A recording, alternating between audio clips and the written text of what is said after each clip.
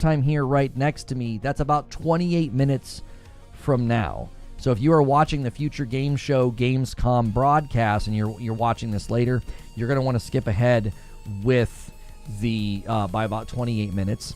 And thank you, Charles Freeman, for a 10 gifted member bomb there at the tail end of the previous stream. I'm going to add that to the total, and then I'm going to redirect folks over.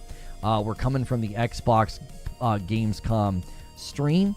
We're going to bring folks over from that, and we're going to shift gears into this now. We appreciate you guys supporting our broadcast of these events. I'll change my stuff over here. Future Game Show Gamescom 2025. I'm going to change the title over there on Twitch. No, it's not super PC heavy. There are a lot of indie titles that are PC only, usually during Future Game Show. That does tend to happen. I do need to get the contest. The member battle is now, thanks to Charles Freeman, it's 25-26. Twitch is currently leading. So make sure you guys throw around your support. Echo. There shouldn't be an echo unless you opened up two browsers by mistake. Or two tabs, I should say. I always like the Future Game Show. Yeah, I think they do a good job. They get good hosts. It's usually a really, really fun time. Ant Got No Games is going to gift a member and get us to 262. I appreciate that so much. We are inching closer and closer to the weekly goal, and then we can start working on stretch goals if you want. I've got a bunch of new music. The stretch goals have been happening a little less often, so not as much music is getting played, and we are working on the music channel as well. We are getting that ready to go. That should be ready very, very soon, but that's going to be a very staggered release on those albums and those songs. And then Friday night, you can also make me and Madam play a game as well if you hit those stretches. Yeah, and make sure you guys are hitting that like button. It's a brand new stream. We definitely should get a tweet out there, and we should definitely get an announcement in the Discord so people know we have moved on to a new segment. There are people that enjoy the Future Game Show as well as our coverage. We are one of the official co-streamers of it. So let me get that tweet out there as well for the people looking for the coverage, looking for the live streams. Let's see. Future Games Show Gamescom 2025. Get the tweet out there with everything.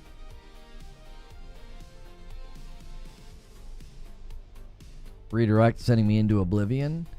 Redirect has been better for some folks, but not others. Make sure whatever you're watching on is updated if you are using an app to watch.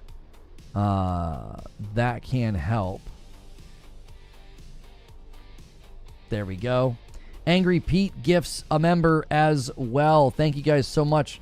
We got a little single gifted train to start the day, and the member battle is now tied 26-26. Where is the member battle? Here. We may be able to put that down here. Yeah, we'll put that down here so you guys can see it. There you go.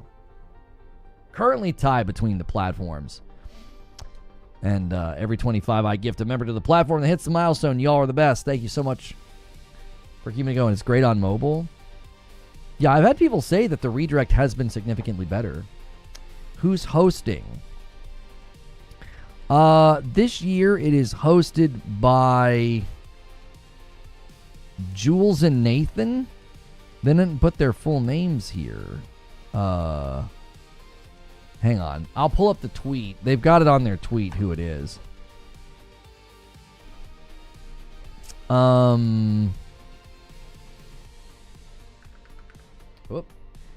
Future Games Show. This year hosted by Maggie Robertson, Maggie the Bard.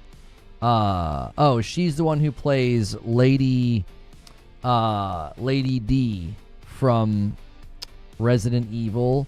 And then David B. Hayter, a director and writer for X-Men, Watchmen, Metal Gear. Looks like he's done a bunch of stuff. David Hayter. He's a director and a writer. Wait, isn't he... What's he do for Metal Gear? Doesn't he do the voice? Isn't he more than a writer? Yo, Project 88, thank you so much for 29 months over here on Twitch. That's a huge deal. You guys that are bringing it back here on Twitch with your support, it means a lot. You still get credit for all your months from before, even though we were unceremoniously not on the platform for about 4 years and 9 months.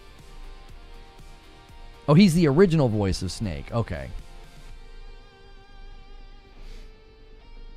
Yeah, so it's him and her. They're the ones hosting. So, based on the footage I've seen, she's towering over him, which I can relate. You know, she's obviously very tall, and I am not. Your old credits on Death Stranding 2 last night? Nice. Nice.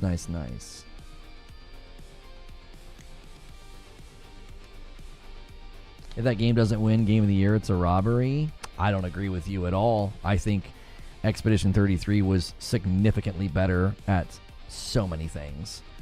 I felt like so many elements of that story did not land as strongly as I thought they were going to. Arguably way weaker and way more see-through compared to DS1. DS1 is so much better. Yeah. There was too many things in DS2 that were just painfully predictable from very early on. Kojima also made significant mistakes showing things way too early. There were too many big moments that I saw in a trailer. I thought that was a huge mistake. 27 months from Assassin. Thank you so much. And there it is. That's a really nice setup. We are an exact 10 bomb away from the next milestone. I owe you guys a member at 275. We'll see if anybody's going to drop that 10 bomb. That's a nice tee up by Twitch. Is that anywhere close to as technically impressive? I don't necessarily think Game of the Year goes for technically impressive. It's the whole package. So I don't judge Expedition 33 versus Death Stranding in the realm of technical expertise. I also think that's a bit of an unfair comparison given you've got an industry veteran with an amazing engine to support a PlayStation and Guerrilla if they need it versus like a 40-person dev team. So I don't know. I think if you judge it from story perspective, tone, vibe, artistry, I think Expedition 33 just has stolen the hearts of people. It's a beloved title. I also think Expedition 33's story was more creative. I think they handled the idea of grief and loss and emotion far better. I feel like Kojima handles things very woodenly, very transparently. Subtlety is not his expertise. And I thought his most poignant moments, you could see them coming from like 1,000 miles away, which robbed them of potency. I think his story fell very flat at the end of Death Stranding 2. I thought it was far weaker than Death Stranding 1. There are about 3 or 4 things I can say Death Stranding 2 is in the best category ever.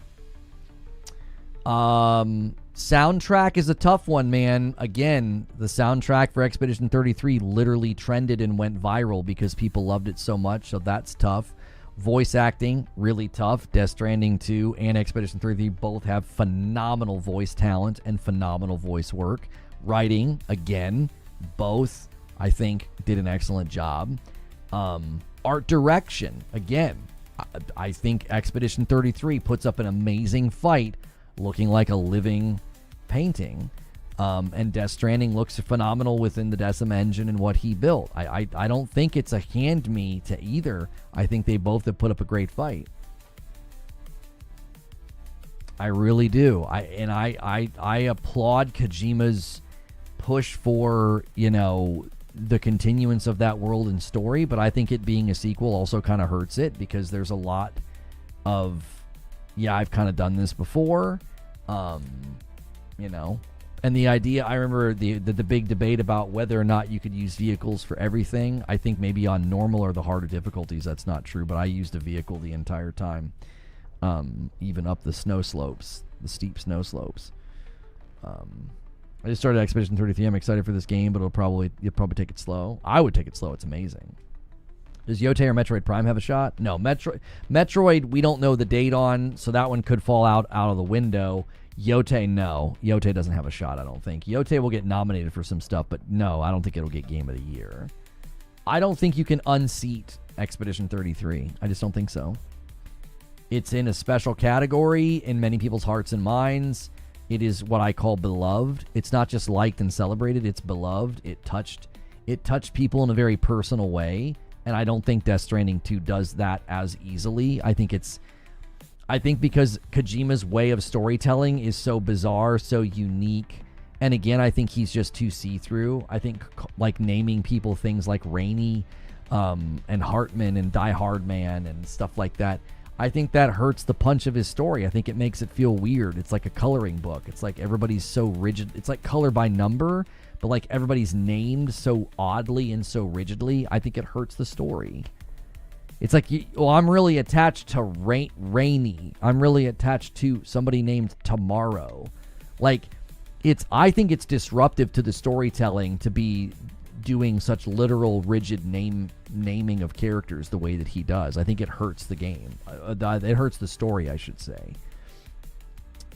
It robs it of subtlety. It robs it of any mystery or intrigue. We judging the game or the story? Well, the story of Death Stranding 2 is a significant aspect of why you're playing it. Like, what do you mean? Have you seen the number of cutscenes? There are times where you literally just sit and watch for like 10 minutes at a time, brother. Like, and massive aspect of the value offer of Death Stranding is a great and compelling and memorable story. So, I don't know. To me, I think Death Stranding 2 is actually weak on the story front. Everything felt very rushed. From the motivation of Sam being motivated to go out and leave his child, they didn't seem to have a strong enough motivation for him to do it. Oh, just one job, okay. I don't think Norman Reedus is a great frontman for a video games whose central topic is about grief. Like, Fragile finding him, and he's sort of kind of like just drinking and laying around, and like that was like his expression of not handling the grief well, and her being like, you need to kind of come out, and that being to rescue him, and like the big twists and turns weren't twists and turns. You completely changed your take on the IP? What do you mean? What original take did I have on the IP? What are you referring to? When have I ever talked about Death Stranding 2 before? Due to spoilers, I said almost nothing about it.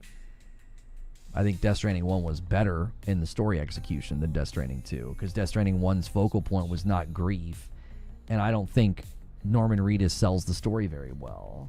You think his silence is powerful? No. I think it flattens everything out. And again, there were two really, really big significant moments in Death Stranding 2 that I saw from 1,000 miles away because Kojima's storytelling lacks subtlety. He hits you over the head with everything. He's like, yeah, you notice that? Yeah, you see that? Yeah. And then like 4 hours later, you're like, oh, wow, this big twists and turn. Ooh, I didn't see that coming, and yet no, I did. As soon as you instituted the thing, let's just call it, like there's a thing in the story, or a person in the story, or a character, or a story beat. As soon as it hits, I'm like, oh, I know what this is. I know where this is going, because there's no subtlety. The mystery, the mystique, the subtlety, and the artistry in Expedition 33 is like at a level 11, and Death Stranding 2 is just, I don't know, the story felt very tepid to me.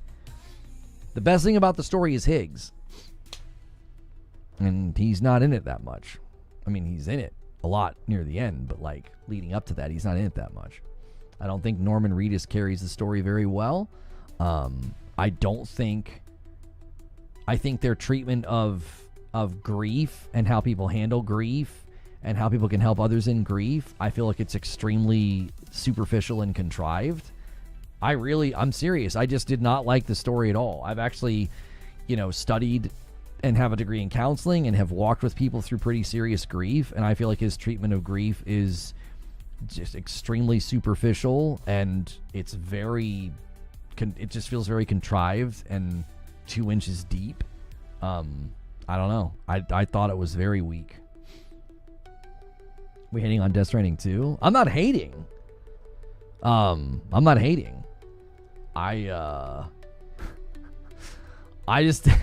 serious. I rolled credits on that game and I was like, no, that wasn't it. This is beautiful. This is a great experience. I loved being in the world. There's something cathartic and relaxing about being in Death Stranding and doing all this stuff. But I don't know. It felt technically strong, artistically strong. Story just didn't work, didn't carry it as strongly as it needed to. I don't know. You said Returnal's story was kind of weak? What? When did I ever say that? I don't think I've ever said Returnal's story is weak. It's like mysterious and hard to kind of like piece it together, but it's certainly not weak. I don't think I've ever said that. Returnal's story is weak. Death Stranding 2 was good. Was it Kojima's best work? No. You thought the story in Death Stranding 2 was great? I mean, it's subjective. I'm just giving you my opinion. Expedition 33 hit me in the feels, made me feel emotional, made me feel like I was connected to the characters, made me feel like I cared about the characters. I felt so completely disconnected from the characters in Death Stranding 2 because script and line delivery is so monotone, so flat, so wooden. Everything is just lacking in subtlety. Everybody's names are freaking literal, so you're just like, it's how do I connect with somebody named Rainey or Die Hardman or Tomorrow? I don't know. I didn't feel like I connected with it at all. Weak was my understanding. You didn't use that word. I would never describe Returnal's story as weak. Returnal's story is quite powerful and quite meaningful. It's mysterious, and it's a little bit left up to interpretation, which I'm never a huge fan of. I'm never a huge fan of, like, we don't really know. But the story in Returnal is quite good. Especially if you do all the stuff in Ascension, and you go and read everything and do all the stuff in the hospital and learn about Celine's relationship with her mother. What was your verdict for Death Stranding 2? It's not my game of the year. I don't think it wins game of the year. I liked it. I enjoyed it. I enjoyed Death Stranding 1 more. And I thought the story was the weakest part of Death Stranding 2.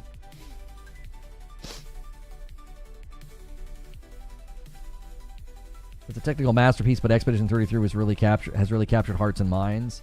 Had a damn showcase at Gamescom, for Pete's sake. I played both. I connected with Death Stranding 2 way more. I could relate a lot more with Sam and his loneliness and heartbreak. Yeah, that didn't happen for me. There's a scene in Expedition 33 where a character says, I've lost so much. And it's so genuine and so real and raw. And like, that and there was a eulogy. Both of those scenes to me were just so genuine and honest and felt real. They didn't feel like a game. It felt like I was literally watching a real person experience something, untethering and upsetting. And I never felt that in Death Stranding 2. I just never did.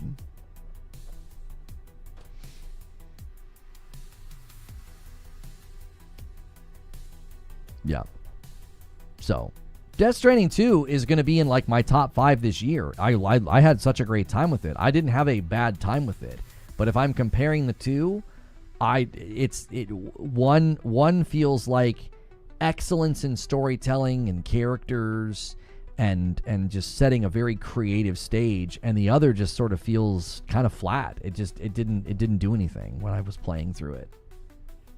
I will 100% be playing Ghost of Yotei when it releases, because Ghost of Tsushima is one of my all-time favorite games. I will not disagree with that the lip sync in Expedition 33 did hurt some of the scenes. I will 100% agree with that, yes. Yeah. That is true. It's a shame that couldn't be more polished before release. Yeah. How far did you get in Mafia the Old Country? Wondering if you put it down before it picks up. I got 2 hours in and was just like, I don't understand. If for a 10-hour game, I didn't do much in 2 hours' time. People said it picks up and gets better and that the story's pretty good. So it didn't. I'm not feeling the itch to go back in. We want to do a Ghost of Tsushima retrospective. So I think I was kind of grinding Returnal and really enjoying it. Like after my wife and I beat Returnal together, I kind of got the itch to just kind of be in Returnal. And I was doing Tower of Sisyphus last night, and I didn't realize that I had not beat Ascension yet. And so I beat the third boss in Sisyphus. I had such a great build, I just kept going. And then I went to the hospital, got a final cutscene, and then I rolled credits. I didn't even realize I hadn't done that yet. I thought that I had done that, but I guess I didn't. And so now I'm thinking, okay, now would be a good time to do a replay of Tsushima and work on my retrospective on it. I want to do that before Yote releases. I've also got a video I want to make about PlayStation games, why they feel different. The Tsushima retrospective will help me with that, I believe. Expedition 33 needs a turn-based mode with zero parrying or dodging. That would completely gut so much of the game's mechanics and build systems that wouldn't work. It's between the 3 and the 4 hour that it really starts to grab you. Okay. I'll have to be in the mood for that. I'm just not in the mood to do the very, passive, not do much thing. Coming off of First Berserker Kazan, I'm just like, I don't know if I want to sit and kind of be less participatory. You got to be kind of in the mood for a game like that. That's the stealth game Ericsolm. It's been kind of haunting me in my backlog as well because I'd like to play through it and kind of see what happens. But it's just not calling to me right now because I need a little bit more gameplay right now. That's kind of where my palate is. I think that's why Returnal felt so good. I think there's something to be said for the entire package, though. Death Stranding 2's presentation, soundtrack, and story beats are definitely going to resonate with a lot of people. Sure. No, that's undeniable, Lobo. But I think, this is where I think we're forgetting that a lot of people, the way they review games and the way they think about games, they look at the presentation, soundtrack, and the story beats of Expedition 33, and they think the same thing. They think it's excellent. They're not going to look at the technical prowess of Expedition 33 versus the beauty of Decima in DS2. Do you see what I'm saying? The average review outlet's not going to be getting down into the muck and the mire of how the music works procedurally in Death Stranding 2 and what the beauty of the Decima engine, pulls off. They're just no, it looks great, feels great, is great, and they probably think the exact same thing about Expedition 33. I have played Lies of P. I stalled out on the Swamp Monster, and then I put the game on easy just to test it out and recently beat the Swamp Monster. I don't know if I want to play the rest of Lies of P on easy. I enjoyed First Berserker Kazan on beginner. I've just kind of lost my taste for super challenging Souls games right now. Sekiro is my favorite, but I'm kind of not in the mood for that right now. Technical prowess is part of presentation. I can't say Expedition 33 is presented well. I disagree. I think within what they worked with, the scope of how it feels like when you come in and out of fights, the artistic style, the way they executed on turn-based mechanics feels incredible. Yeah, and they're also very different games. They're very, very different games. Been playing Oblivion Remastered, and I can really relate to my main character as he experiences these stutters. He's trying to make his way through harsh world, but it's like the world itself is fighting him. That's funny. Lego Batman Legacy of the Dark Knight will have more characters and villains playable than the 7 that have been confirmed. The game overall will have a similar roster compared to other Lego games. Okay, yeah, I thought that would be really weird to only have 7. It's also been confirmed according to the official website that Lego Batman Legacy of the Dark Knight will have local co-op. It says local co-op only.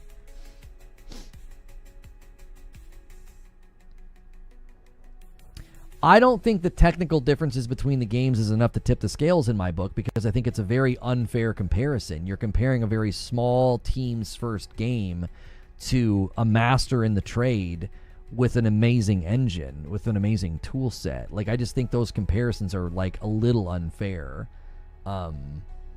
I don't know. I mean, Baldur's Gate 3 won Game of the Year, and it had performance problems, and it lacked polish, especially like in a certain, it was like Act 3 or something. It had performance issues. So, like, I really don't think that weighs heavily enough in the conversation to discount Expedition 33. Like, I don't think people are going to be like, yeah, not as technically amazing as Death Stranding 2, so we got to give it to Death Stranding 2.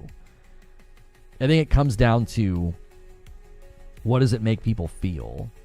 That's the more potent factor in the conversation. It will always be the most potent factor in the conversation. And I think Expedition 33, people felt it at a deeper level than Death Stranding 2. The soundtrack went viral because of the way people were experiencing it. The memes, the cosplay, it's a cultural moment, right? It's a cultural moment. I don't think you can override that with, yeah, well, what they did in Decima with Death Stranding 2 is really impressive. Yeah, technically and factually, that's probably fair to say. But I don't think what happened with Expedition 33 was replicated in Death Stranding 2. I just don't think it was felt and experienced the same way, and therefore it will not win Game of the Year.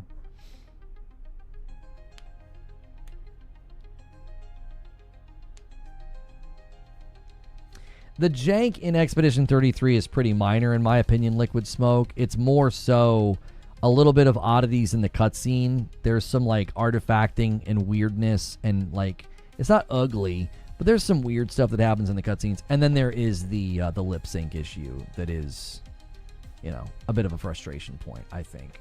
Guys, if you haven't done so already, hit that like button. We're about to watch a future game show. I did just now press pause on those things that can be pretty annoying. Be sure to celebrate your renewals. We are exactly 10 members away from the milestone. If somebody drops a 10 bomb, you're going to hit it and steal it. It's a competition between Twitch and YouTube, and it's right there for the taking. If somebody does it in the next 45 seconds, I'll do one. I'll do one for both. I'll gift one to each platform. I'll celebrate both, but you got to act fast. You got 35 seconds to drop a 10 bomb. Either platform can do it. And these are usually really great shows, so I appreciate you guys hanging out. These are really great showcases. Double check that you have hit that like button as well. That is a huge, huge help to what we do. 20 seconds to the show start.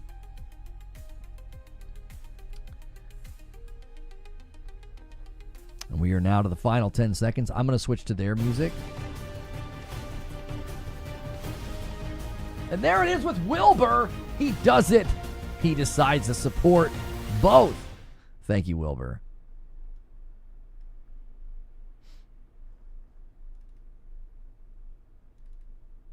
Oh, that puts YouTube in the lead.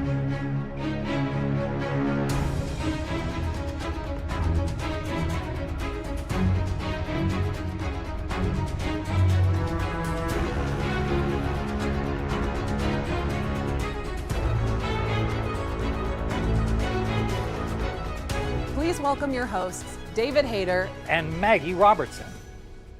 Hello, everybody, and welcome to the Future Game Show at Gamescom. I'm David Hayter, the voice of Solid Snake and Big Boss in the Metal Gear Solid series. And I'm Maggie Robertson, though you may know me best as Orin, I Can Fix Her the Red from Baldur's Gate 3, or the internet's favorite tall vampire lady, Lady Dimitrescu from Resident Evil Village. I think it's Lady Dimitrescu. No.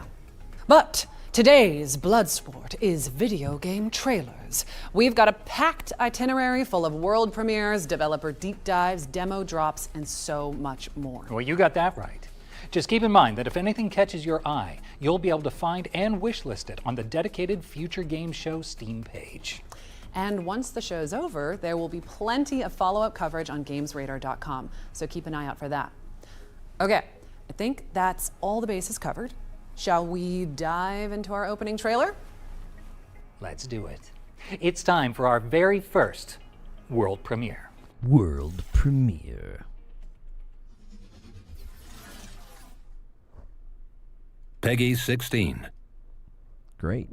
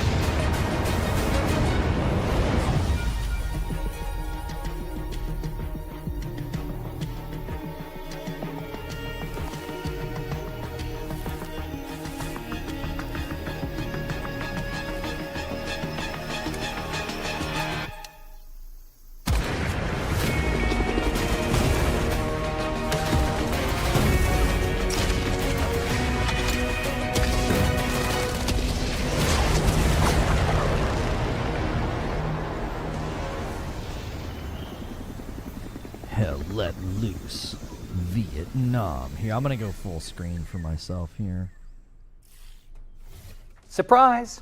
Hell Let Loose Vietnam is a brand new tactical shooter from the team behind, well, Hell Let Loose.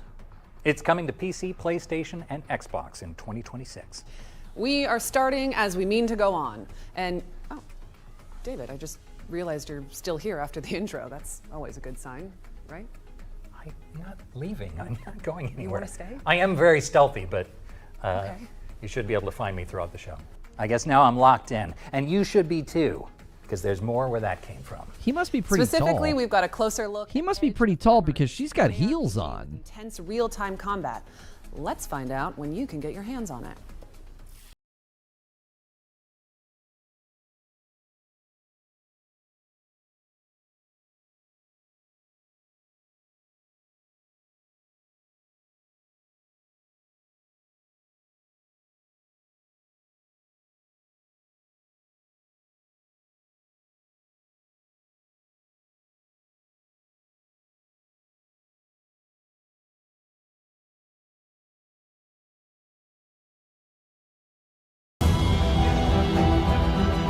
We have seen the promise of your departure, the future, and your defeat.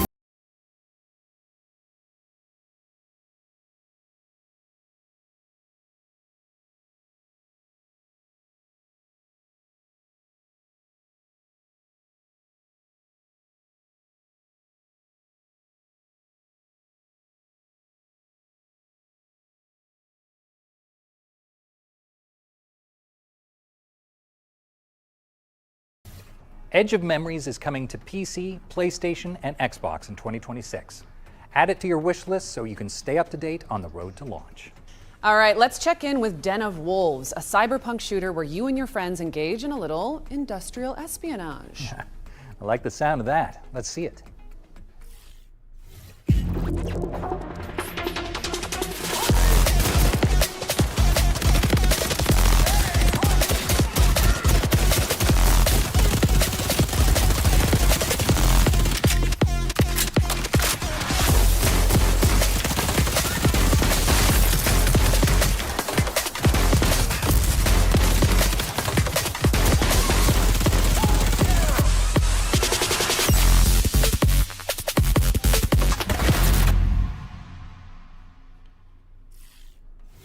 Den of Wolves is bringing its techno thrills to PC soon, so stick it on your wish lists. Yeah, right stick flicks at the ready, folks, because our friends at Full Circle are here to tell us more about Skate Full Stop, or Skate 4, I guess. I'm not so sure. Let's just go with Skate.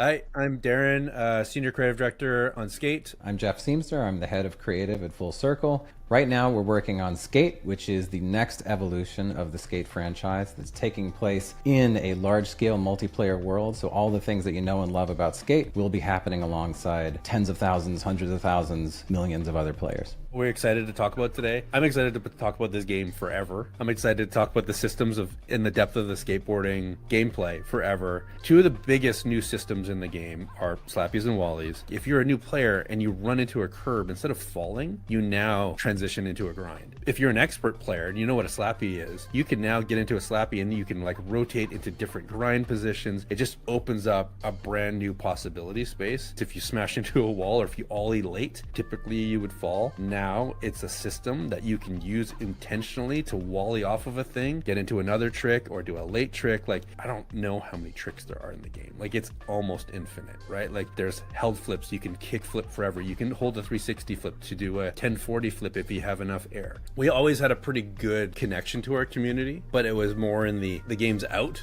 talk to you about what you're doing in the game. Art Vandalay says, a theme I've noticed here at Gamescom, very few titles going to Switch 2. It seems like the Switch 2 is really focused on getting a lot of third-party ports of games that were already out. Maybe the dev kit is just, posing some problems. So it's possible that a lot of your newer and more demanding games are just, working on their port. As an example, we saw a game drop today. What was that? The Rogue Prince of Persia game coming to Switch later. It's just not surprising. It's not a system that's got a lot of power. You can combine all of these systems together, and the depth of the skating is better and bigger than it's ever been. I'll leave you with one last. Thank you, JB Port, for having 3 months of subs over here on Twitch, adding to the total for the week, getting us closer to the goal. Just pros or established pros that have connected or tried to reach out to me to be like, this game, this franchise is why I started skateboarding. Like Tyshawn Jones, who's like multiple skater of the year, started skating because of this game. There are 3 or 4 tricks that did not exist until we came up with the mapping for our control scheme. No one had done them. Mike Carroll did the very first Nollie 360 inward heel flip ever. Chris Haslam did the first 360 hard flip ever in Burnaby at our mocap stage because we needed it. They didn't exist. We are very excited for people to see like the continued visual and gameplay and activity development that is happening, already. Word from many at Gamescom is Elden Ring plays terrible on the Switch 2 in handheld mode. Not surprising. That Dustbloods game, I don't know about that game, man. We'll have to see how well it plays. Is anybody even going to want to play a game like that and then deal with any kind of internet issues as well? Because it's like, it's an online game. I don't know. I think it's one you've been waiting for a long time, so stay tuned with us next week. Skate is launching into early access later this year, and it's already looking pretty damn steezy. Steezy. That's just something the kids are saying these days. Back in my day, I remember Solid Snake flipping and popping his way around the big shell. Good times. Yeah. With all due respect, David, you sound like old Snake right now. Damn, you're probably right. And while I recover from that microwave hallway level burn, here's another world premiere.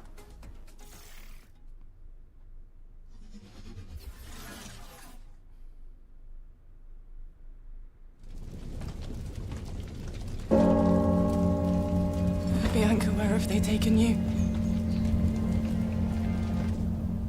God, hear my vow. Mother, you have given me the courage to be myself. Guide my steps on this forlorn journey. Father, you have taught me honor and respect. Watch upon me now. Let my sword strike true. And those that I have failed today, may I one day be worthy of your forgiveness. Bianca, you are all that is left to me. I shall save you. This, I vow.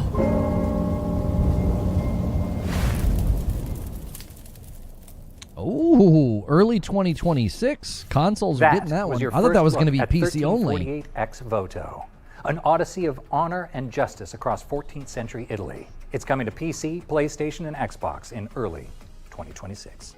Now we're checking in with a series that is near and dear to my heart. Yes, that one.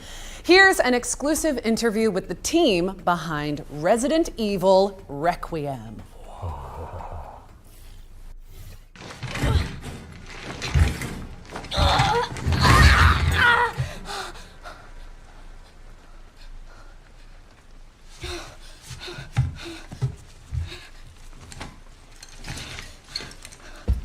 フューチャーゲームショーご覧の皆様こんにちは。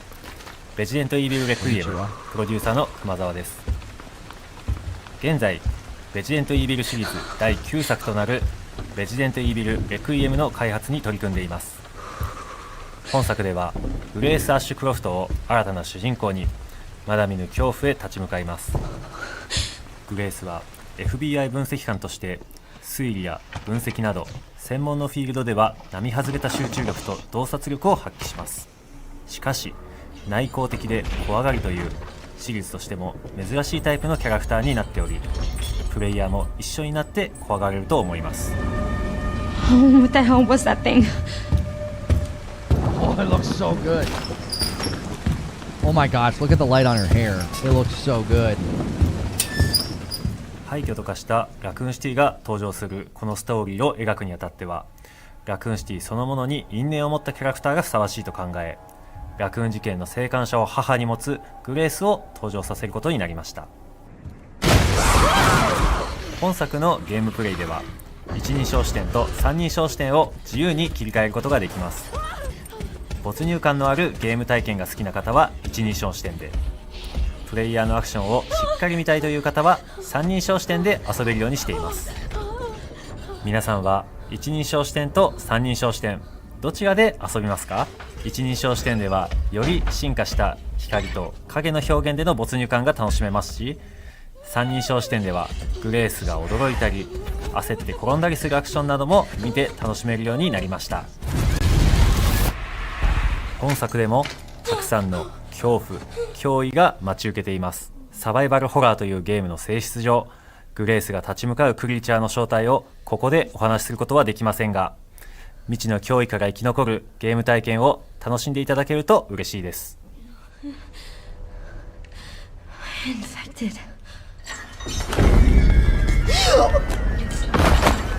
レジデントイービルレクイエムは2026年2月27日にプレイステーション5、Xbox シリーズ X、S、Steam で登場します。本作の魅力はまだまだお伝えしきれておりません。ぜひ続報にもご注目いただきたいので、ウィッシュリストの登録や各種 SNS のアカウントのフォローもお願いします。I would say the lighting that they were showing off, that was definitely on a PC. Now, I'm sure they can, hopefully they can get close to that on the PS5 Pro, but that was definitely PC. The lighting looked insane to me. It looked stupid on her hair. I was like, oh my gosh. It's at the ready because Resident Evil Requiem is coming to PC, PlayStation, and Xbox on February 27, 2026. And I genuinely cannot wait. But don't stop typing CapGod into the chat just yet, because while we're on the subject, here's a little extra something for the fans.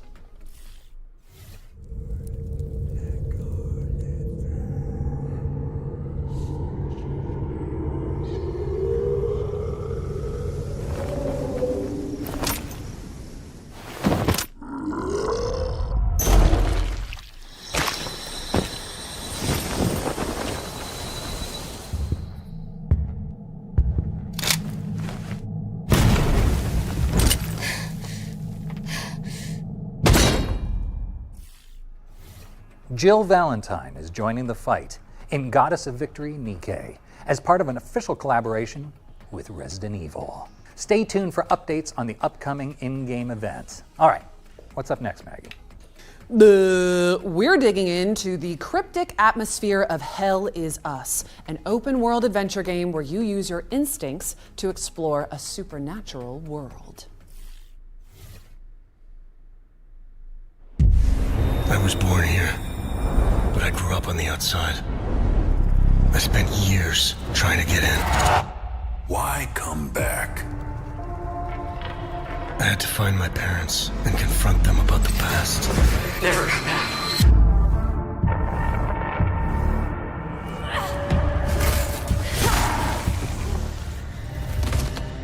Whatever was happening here, I was now part of it. We failed to stop the calamity. How did you know your parents were still in Hadia? I didn't. All I remembered was that my father was the village blacksmith.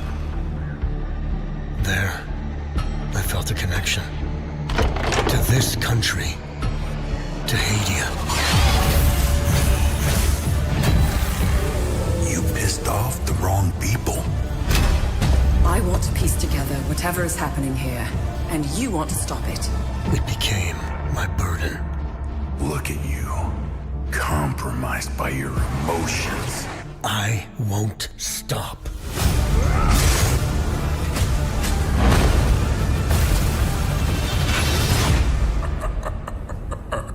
Let's continue.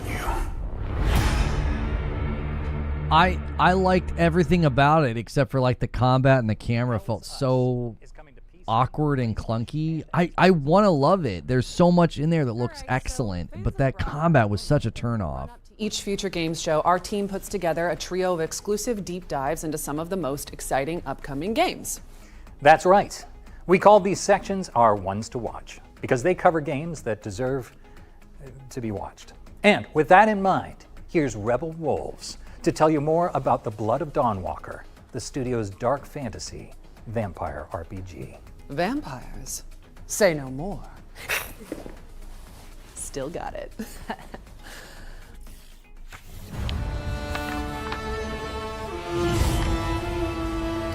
Hello everyone, my name is Konrad. So they zoom the camera out due to feedback, but the combat in this still looks a bit clunky and stiff. The Blood of Dawnwalker is a dark fantasy action RPG set in 14th century Europe. It's an open-world, story-driven game which serves as the first chapter of our original saga. For this project we created a new type of protagonist. You play as Cohen, a Dawnwalker.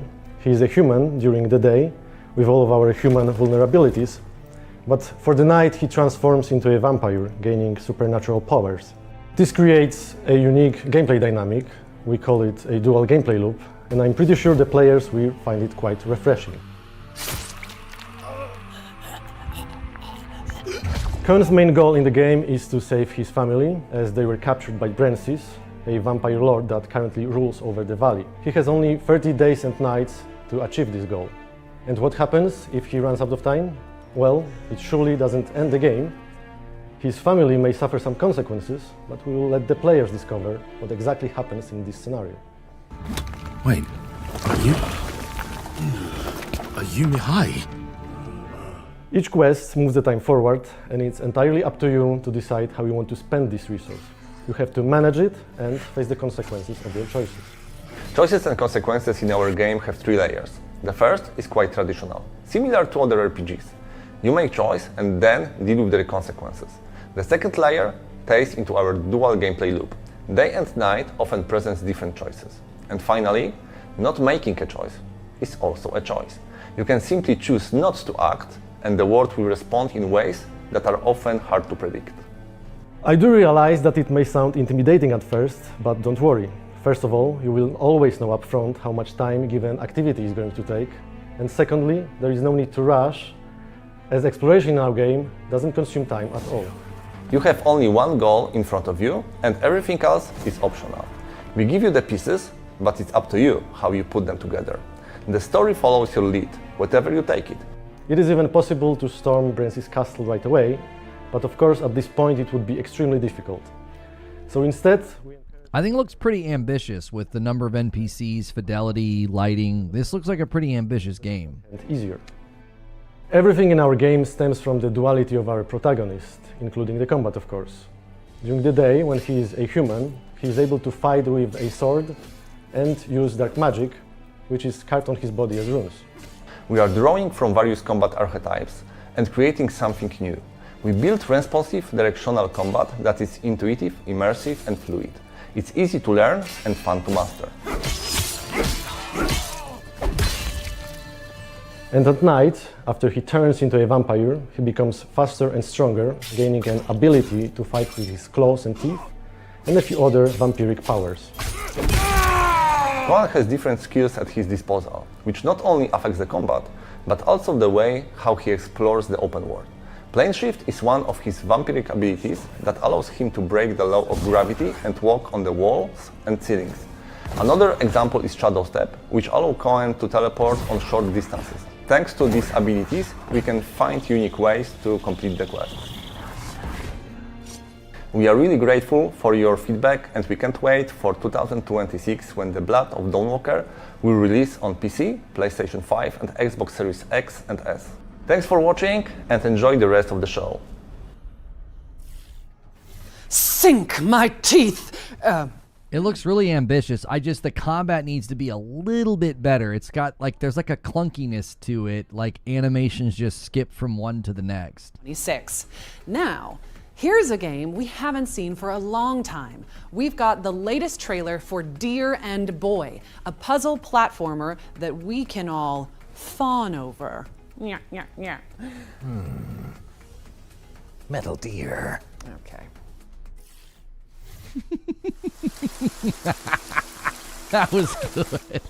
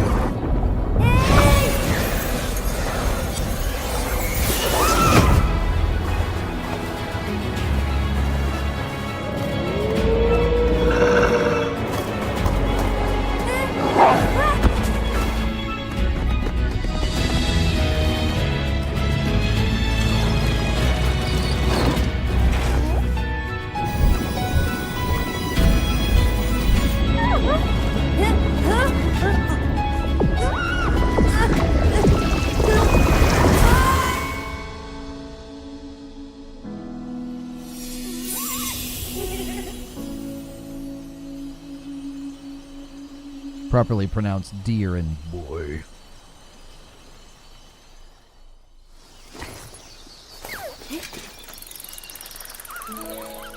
Boy. That was Deer and Boy, which is launching on PC and consoles in 2026. We've got a series of back-to-back trailers coming up next, so don't go anywhere, or you'll learn what it means to insult House Dimitrescu. I'm pretty sure it's Dimitrescu. No, it's 100% not. I think I would know. When we founded Eleran, it was just an ordinary research outpost. We had no idea what lay ahead. Food shipments from the capital shall cease. Abandoned by the capital, we faced isolation and starvation. Our explorations take us from the safety of the tree to the fog-cloaked lands below, which poison the soul and steal the mind. To survive, we have had to make hard choices. But we learned to fight back against the threats.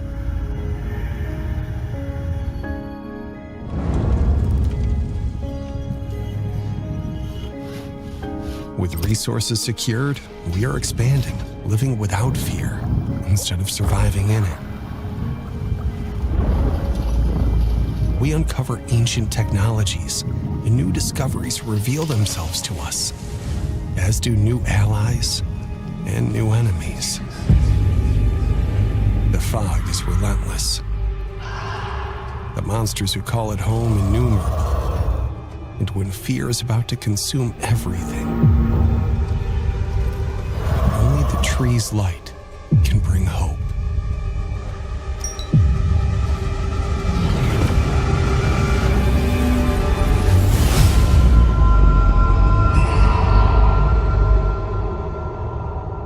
Demo available now. You fans of Frostpunk.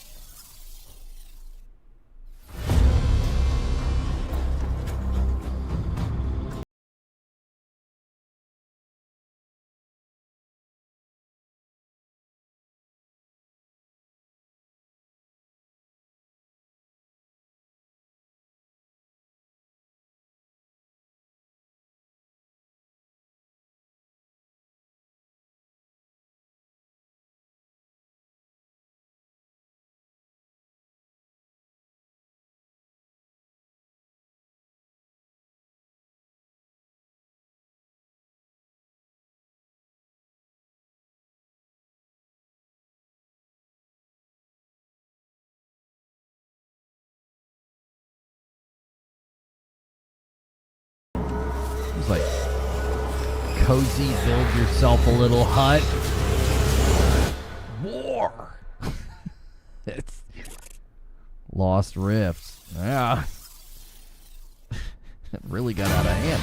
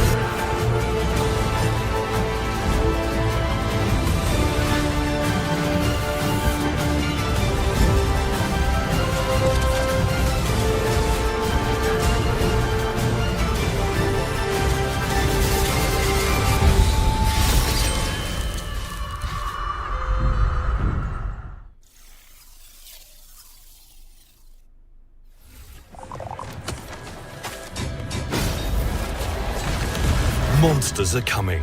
Rock and Road is a tower survival game on wheels where your city never stops moving and neither do the nightmares chasing it.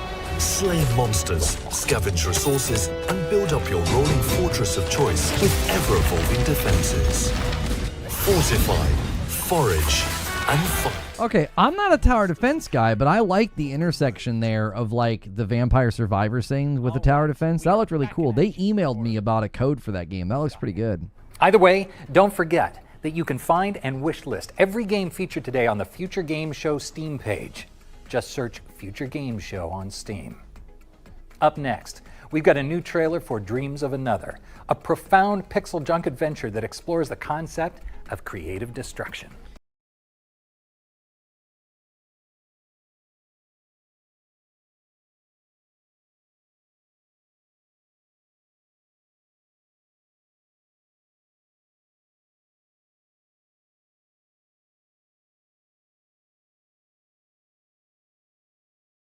I'm taller than you. I'm taller. I'm taller. こんにちは。ドリームオブアナザーのディレクターバイオンです。今回ゲーム全体のディレクション、アート、サウンド、シナリオなどを手掛けました。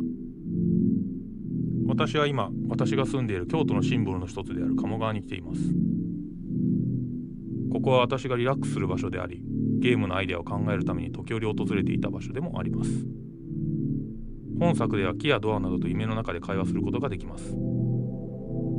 そのいくつかのセリフのイメージは、ここで見かけた鳥の動きや風に揺れる木、長時間に及ぶアリの巣の観察などから得ました。作曲においても夢の曖昧さや不安定さを表現するため、楽器だけでなく身の回りにある日用品や自分の記憶と深く関係する場所でフィールドレコーディングした音なども取り入れました。今回制作の背景を少しでも共有できて嬉しいです。ではドリームオブサラザーのトレーラーをお楽しみください。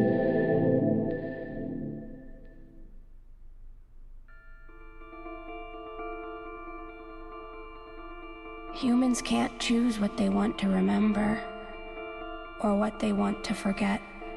I'll probably forget all about this someday.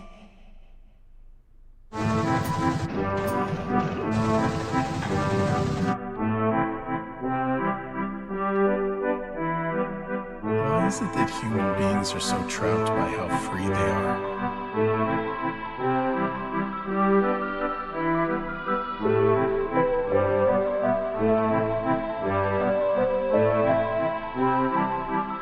Beauty is overflowing in this world.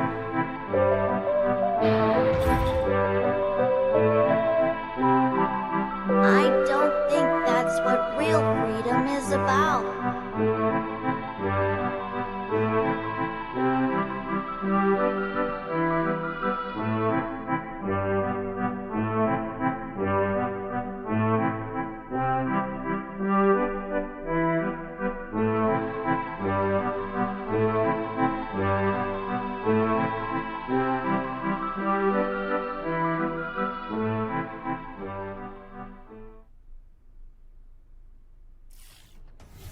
Dreams of Another is coming to PC and PS5 on October 10th, so make sure it's on your wish lists. What's next, David? Well, next, we're switching gears to 13Z, the Zodiac Trials. It's a kinetic roguelike inspired by the legend of the Eastern Zodiacs.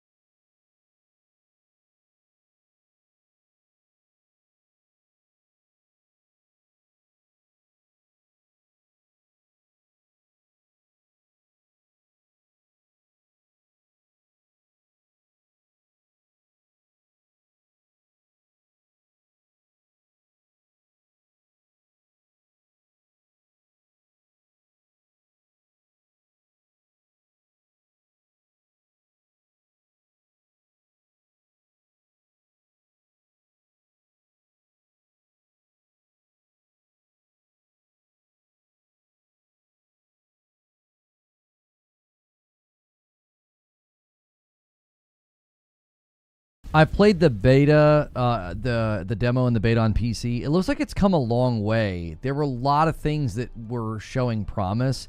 Just basic tracking and camera controls and stuff made it a little unenjoyable, but it looks like it's come a long way. Xbox. But you can also dive into the demo on Steam after the show.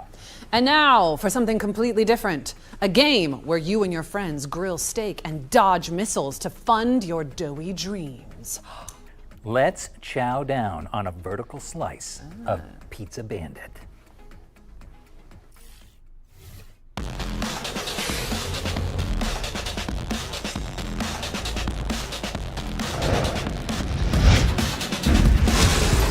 Bombs, guns, bounty hunting. That was my life. But all I ever wanted was to be a chef.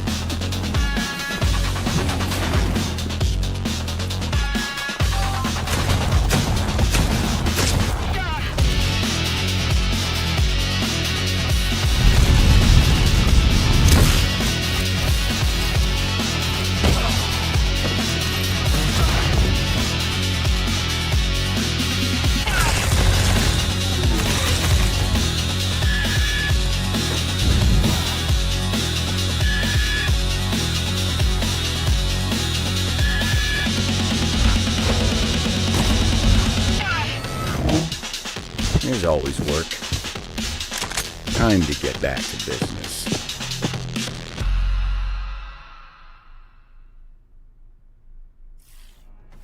Pizza Bandit is coming to Steam Early Access on August 25th, and trust me, you don't want to miss it. Oh, that was terrible. Okay, we just hit the quota. That is a timeout on all pizza puns. Yes, that's totally fair.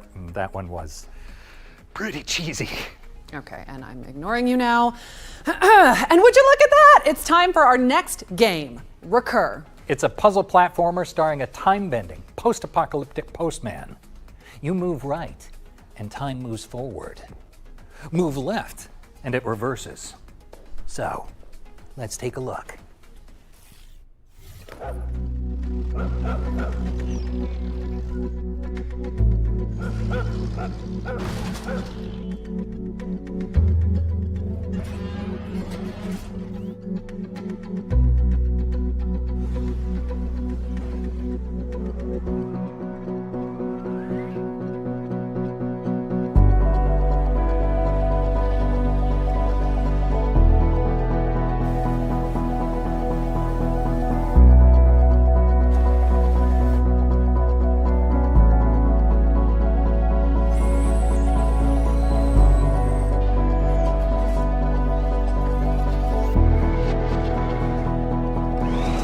This is really creative. This is good.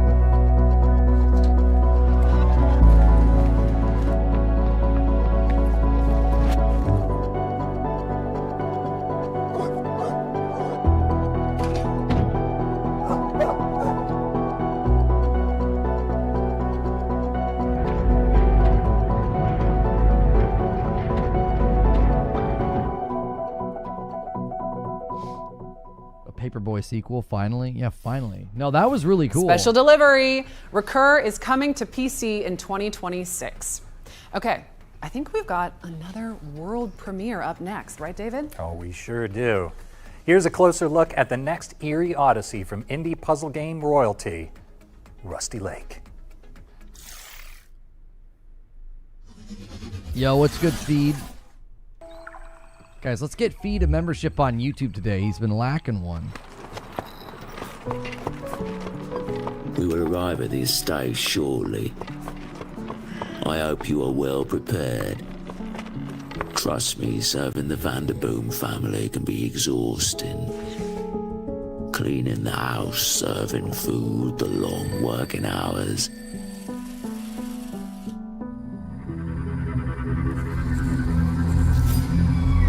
The other stuff people don't like to talk about.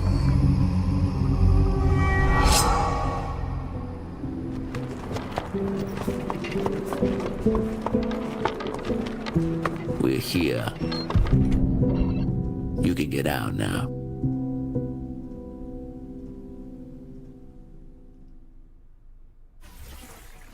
Servant of the Lake is coming soon to PC and your collective wish lists very shortly, I'm sure. Next up, we've got a special announcement from our friends at Heart Machine about Hyper Lightbreaker, the studio's frenetic procedural roguelite. Yes. Yes. Come on. This did not launch into early access very well. They got a lot to work on.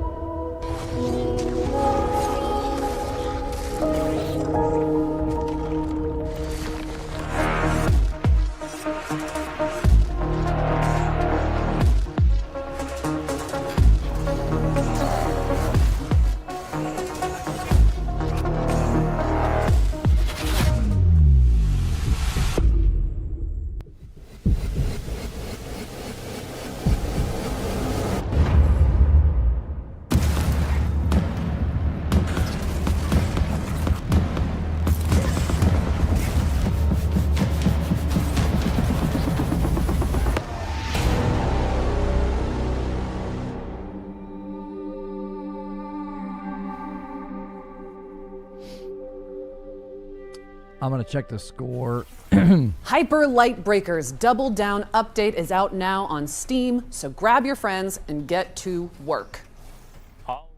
Yeah, it's currently on Steam with a 67%. It really has not improved that much. It's really unfortunate. I was really looking forward to that. I hope they can really work on it in early access and get it to a much better state for 1.0. Maybe this update will help. Yeah, co-op. Would you ever do voice acting? Oh, I would totally do voice acting.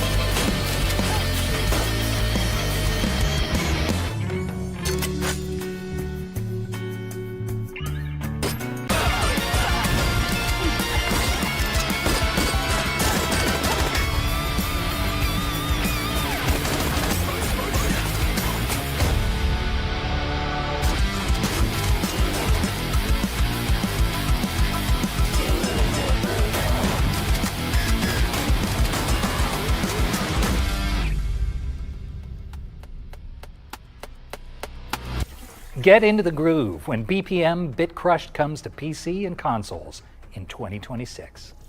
We're checking in with Hotel Barcelona now. It's a slasher roguelike from avant-garde game devs Swery and Suda51.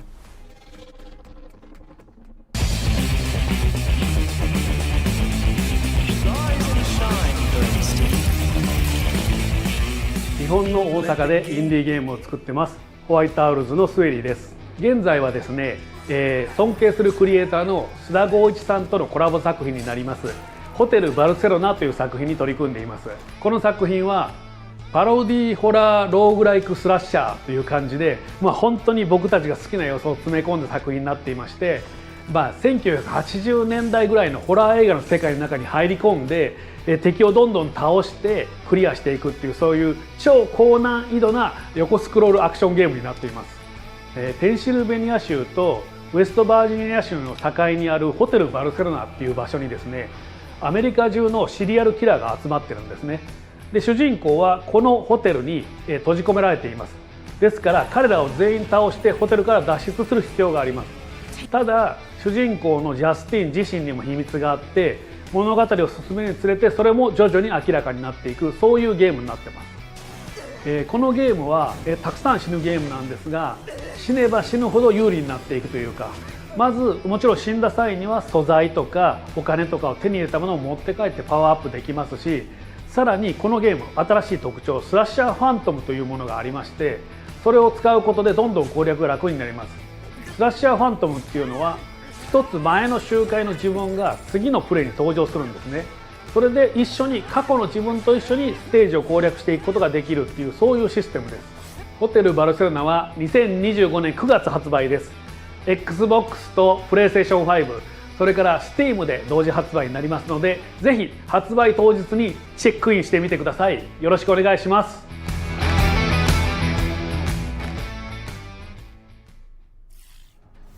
Reserve your room at the Hotel Barcelona when it lands on PC, PlayStation, and Xbox this September. Better yet, we've teamed up with... I am not the Deckard Cain voice actor. I am not. Stay a while and listen. The Herodric Cube will help us defeat Diablo. No, I mess around. I'm not. He's goofing with you. Open world RPG based on the beloved anime.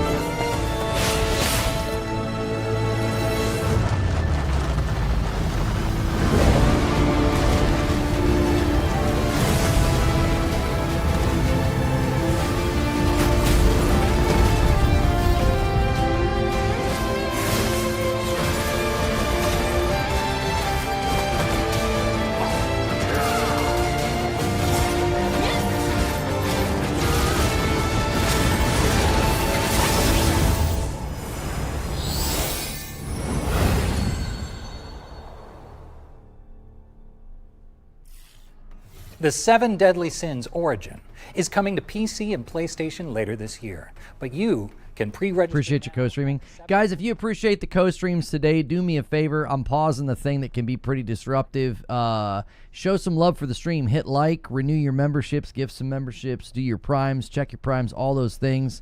Supports what I do and helps me do this every day with you guys. Adventure.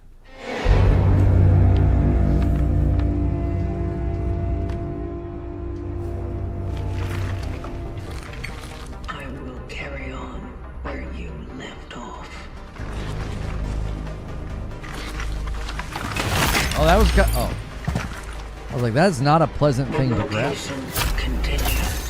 Chronos The New Dawn is our full-fledged survival horror game, and you play as a traveler, this mysterious person hidden beneath the environmental suit, and you've been sent to ruins of human civilization to look for the time rifts. And of course, you need to solve some puzzles, fight with monsters, basically survive along the way, and then jump back in time and extract key people who didn't survive the apocalypse. You need to find your predecessor, see and what was the mission, and follow it. Chronos: The New Dawn is a game where you face the dangers and horrors of the future to salvage what's left of humanity, of the past.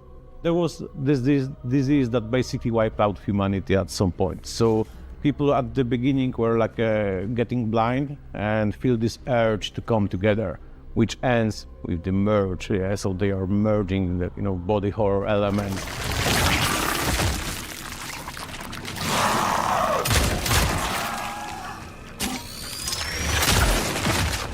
Fighting with orphans. Okay, so don't let them merge. This is the first really important thing. You can use fire against them, so your character is equipped with a flamethrower, so we can, for example, burn the bodies, so of course they will not be absorbed by other guys.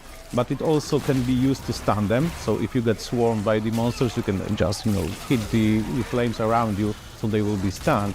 And this is a perfect moment for you to reposition, for example, and use charging weapons. That is also really important mechanic in our game. So Shieldblade, it's weapon of travelers to overcome what they can, find in the future before they jump into the past. And it can change shapes in different guns. So like into the pistol that we call as a sword, into the shotgun we call as a hammer. This baby. Well, this actually is the hammer, but the shift blade is the weapon, ultimate weapon of the travelers. And as travelers are very resourceful. Oh yeah, resource management is very important in our game. You need to plan your expedition, what to take with you, because the inventory is limited. Also using environments like barrels to, for example, to blow them up, or gas canisters to put them on fire. And to survive, yeah, of course, please explore the environment. Also, some weapons will be hidden. They are not on the main path, like really cool ones. And look for cats. Yeah, be good to animals. If you pet them, they are dropping something for you. That's also really cool.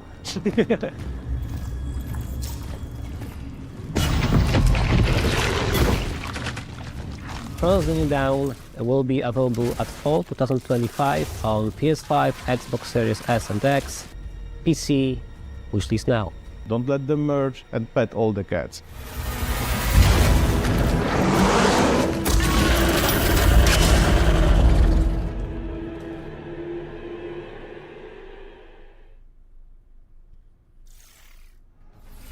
Thank you to Bloober Team for that window into the world of Chronos: The New Dawn. It's coming to PC, PlayStation, and Xbox on September 5th. All right, there's a volley of awesome back-to-back trailers coming up next. We'll see you back on stage after this.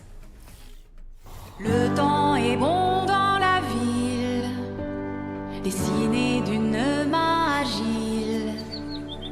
Nous vivons l'esprit tranquille.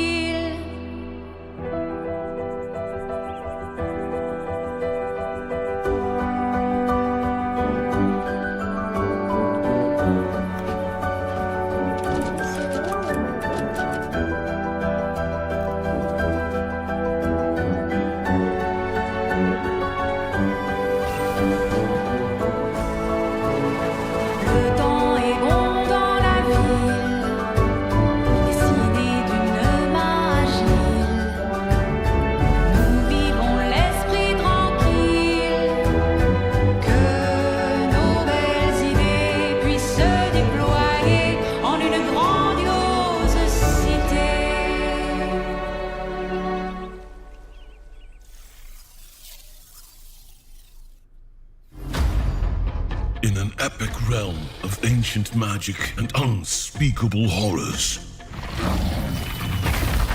one truth stands eternal. Adventures aren't for those who wait. They are for warriors. All dungeons, all the time. Join fellow brave souls to answer the call. The farther you push, the greater the peril. And the shinier the rewards. Choose your hero and adapt your style.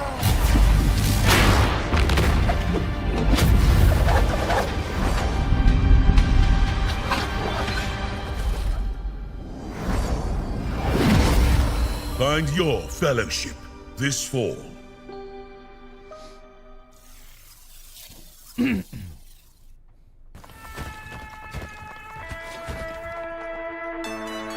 Oh, Dome Keeper!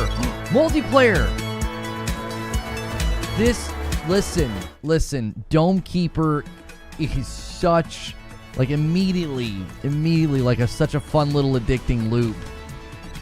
That's cool they're bringing multiplayer to it.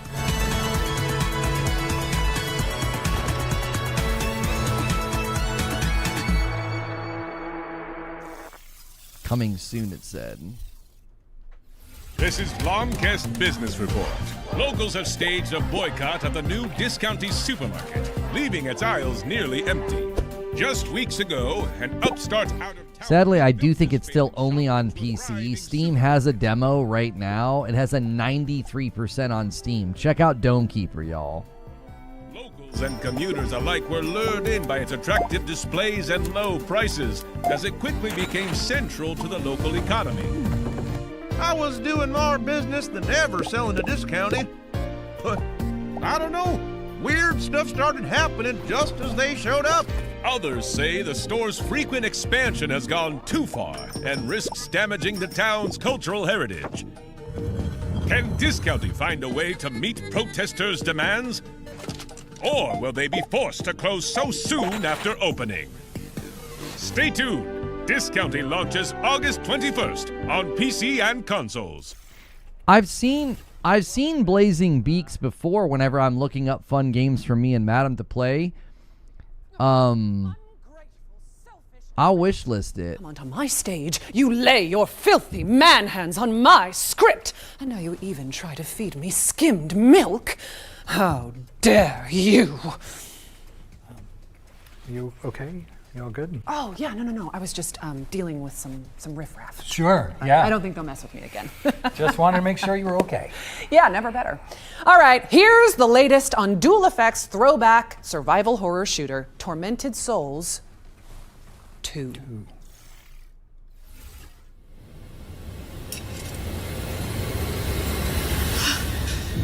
My name is Caroline Walker. I came to this town to find help for my little sister, Anna. She does this thing where she draws terrifying images and somehow they become real. But it was all a trap, and now they've taken Anna. Caroline! Are you there? They have me locked up in this horrible place. Please, help me. What happened here? This damn place can bring out the darkness in our hearts. You have no idea how powerful it is.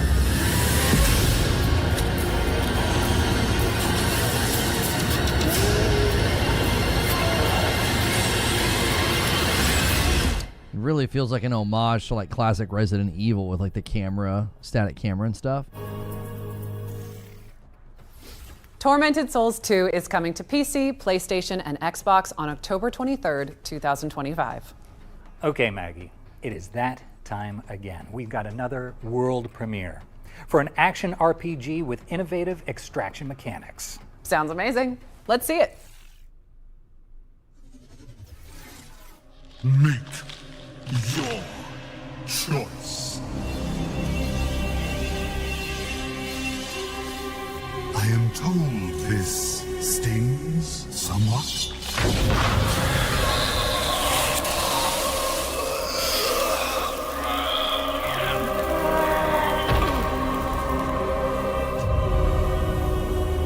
We have a lot of work ahead of us.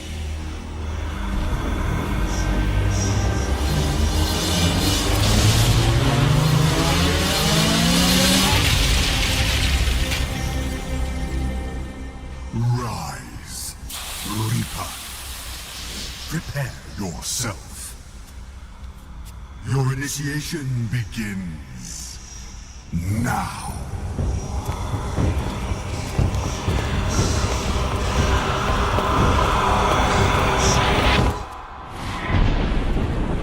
The realms, their gods slain, are fraught with danger. For you, of course. Loot as you please. strip these dying realms bare. The denizens of this realm have not taken kindly to their god's demise. They struggle in vain. Charles Freeman says, I need to go make a PB&J sandwich. If you can pause the show, that'll be great. Time has already passed. Can we get 200 likes on YouTube, guys? Make sure you hit the like button as you come in and watch the show with us. So long as you return with your and my mission accomplished. You are Legion, an instrument of a larger plan to rebuild my domain. Your sanctuary will become a new afterlife. What we build now will restore the balance, restore order, my order.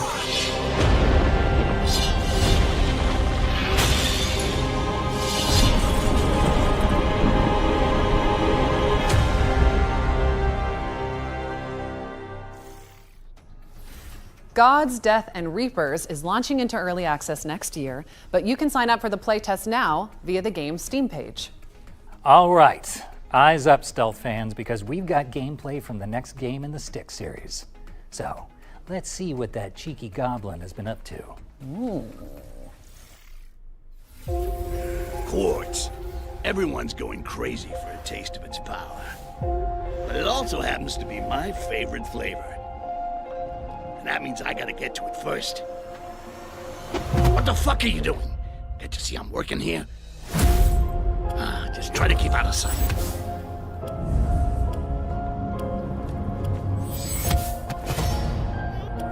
Nighty-night. Sleep tight.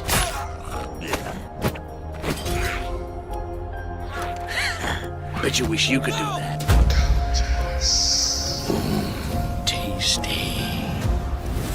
Now comes the fun part. And you guys were worried.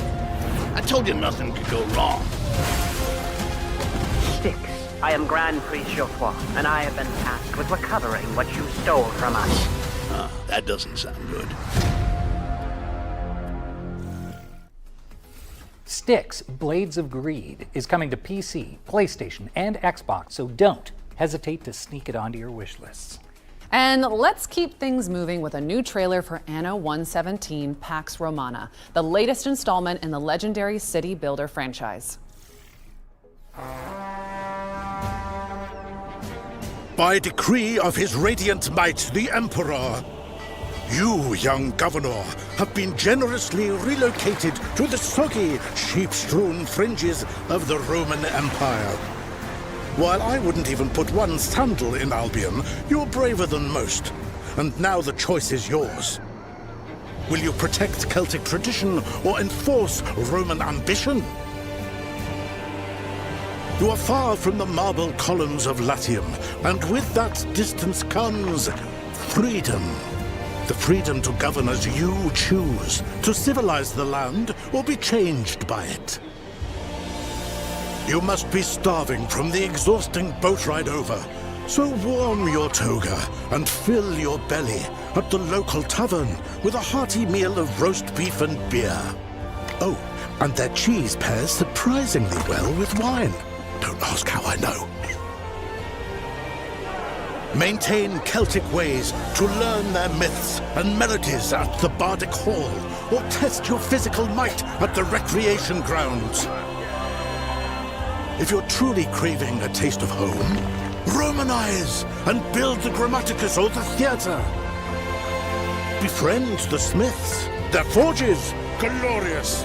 With copper, tin, and silver flowing from these hills, no wonder Varda's army strikes like thunder. Oh, and a word to the wise. Varda will notice your Roman ways, and if pushed too far, you'll need to be ready for battle. Their gods, strange as they seem, carry weight. Epona blesses horses, making carts travel faster over stilted roads. Ken Nunos enriches forests. Learn the ways of their gods, and your rule may go more smoothly.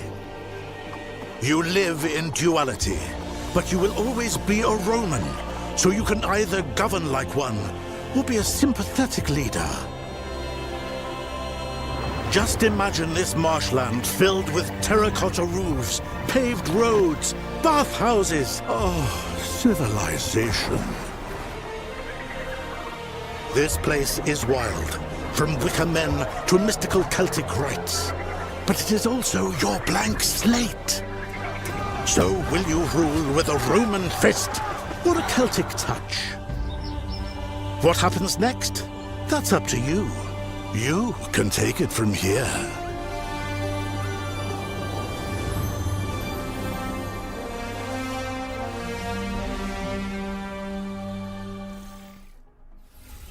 Anno 117 Pax Romana is coming to PC, PlayStation, and Xbox on November 13th, later this year.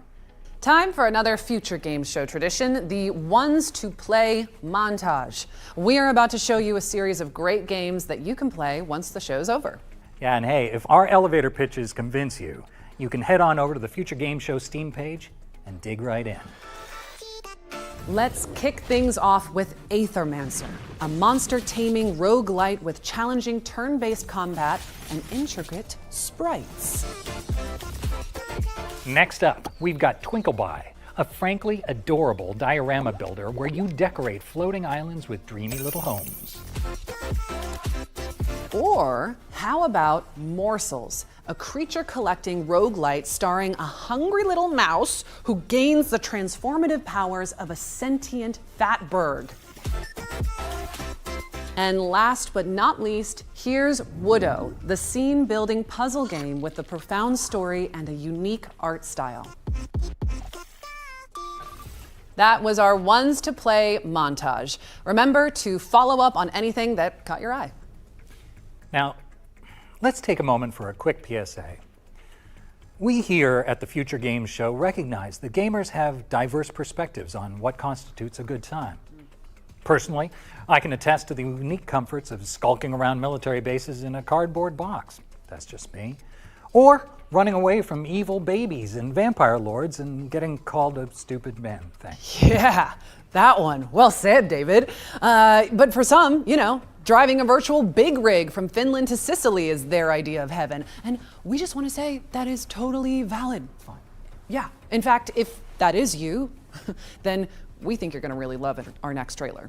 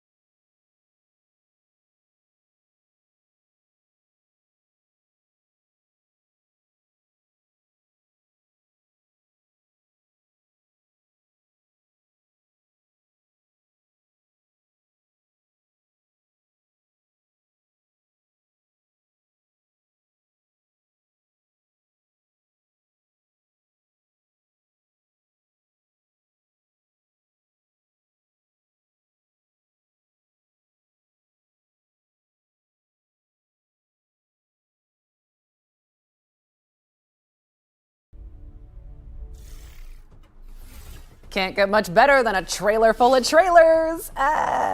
Okay. Update your wish lists because SCS Software is bringing Euro Truck Simulator 2 and American Truck Simulator to PlayStation and Xbox. Now, during our spring showcase, we were pleased to reveal the War Sales DLC for Mount and Blade 2 Bannerlord, which will bring a Viking-inspired faction to the game. And now, thanks to Tailworks Entertainment, we can show you a closer look at what to expect from this hotly anticipated expansion. Peggy 16.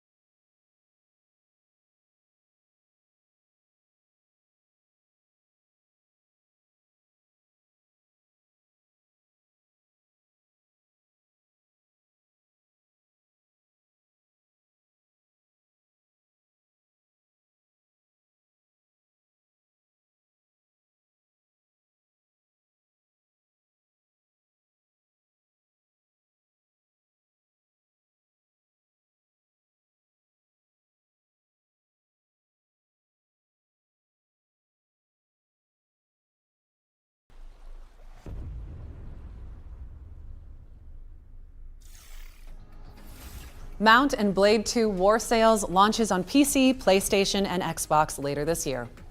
What's next, David? Well, we've got the full gameplay reveal of Wild Blue, a nostalgic on-rails shooter inspired by Star Fox 64. Do a barrel roll! Sorry, couldn't help myself. That takes me back.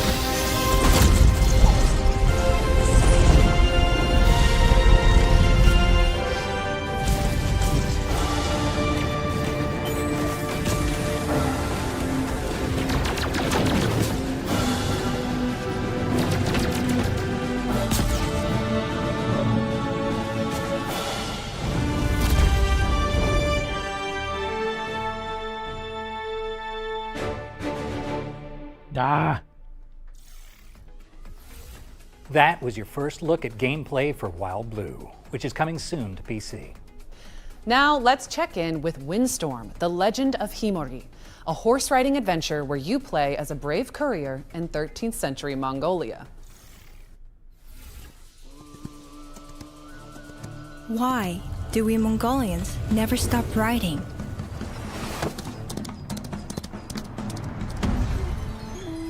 Some days, I believe I know. I ride to carry out my duty as a courier. Out there, they wait for answers, for aid, for hope. I ride to survive. Gathering, crafting, hunting. Out here, the cold bites deeper, the silence grows heavier. I ride to remember. Yeah, I thought that looked great. I've always questioned why there hasn't been another Star Fox. Like, Star Fox 64 was so good. And to raise new strength. But other days, I ride simply to follow the wind. To hear its songs beyond the horizon. Windstorm, the Legend of Himori.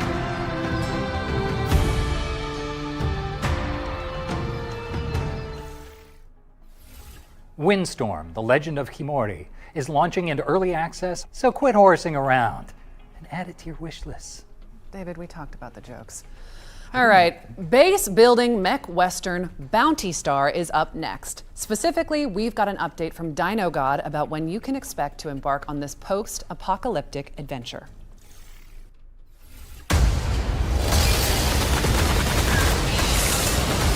Got a lucrative job, just sitting here.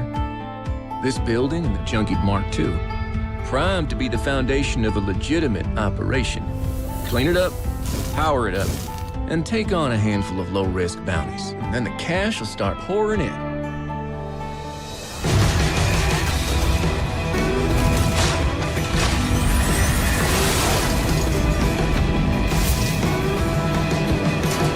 I tried to run away from the things I've done.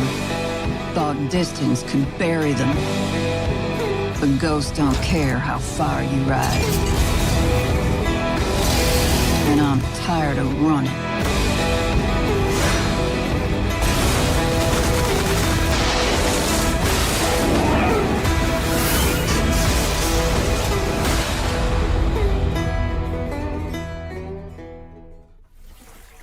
Suit up and build your homestead in Bounty Star, which is coming to PC, PlayStation, and Xbox. But while we're still here, let's keep things moving and check out Toa and the Guardians of the Sacred Tree. This is a mystical anime roguelike where you fight to protect the future of a vibrant village.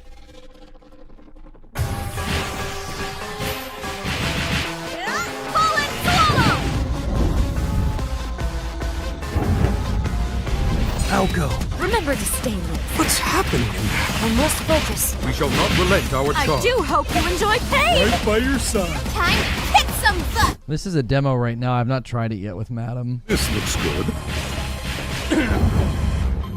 I just know that Rayleigh's going to love them. I'm glad you like it. Good.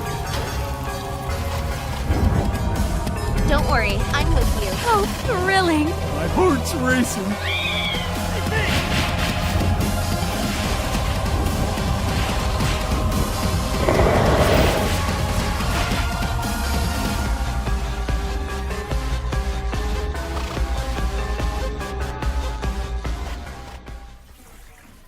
Toa and Guardians of the Sacred Tree launches on September 19th for PC and consoles. What's next, David? We've got the release date trailer for Shape of Dreams, a MOBA roguelike fusion where you fight through procedural worlds with highly customizable character builds.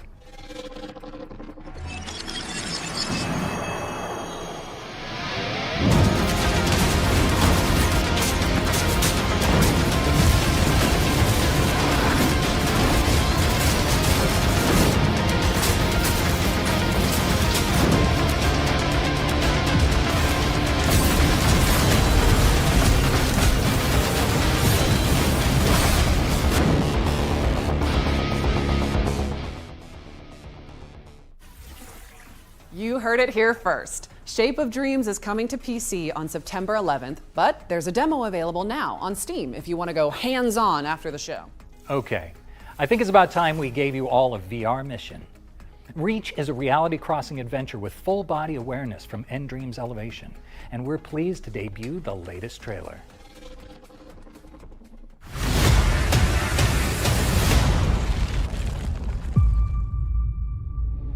A human? You have returned.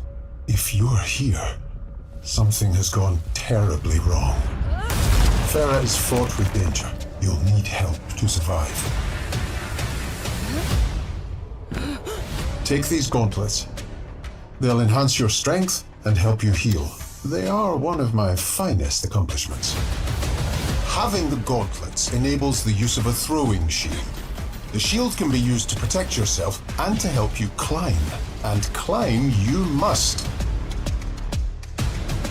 Upgrade your tools to survive and turn their weapons against them.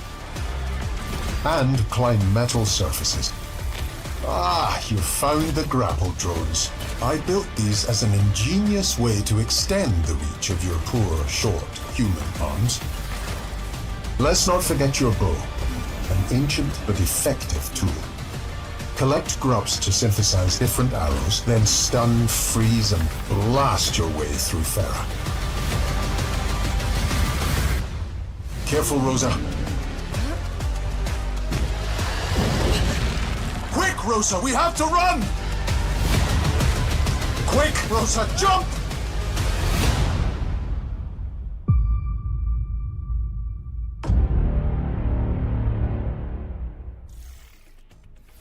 That was Reach, a jaw-dropping adventure coming soon to VR headsets.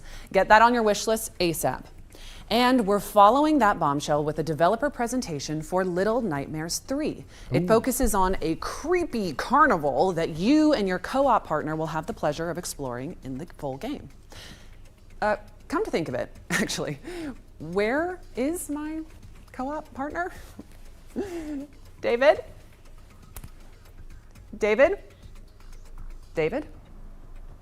David!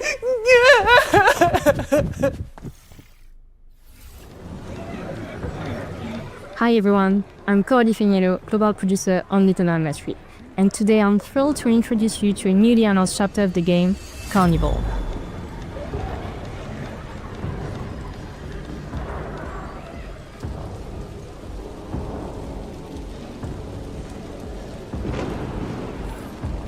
Little Nightmares 3 is an atmospheric adventure game in which you follow the journey of Flo and Alone. They are two best friends ever since they found each other in this lonely nightmare.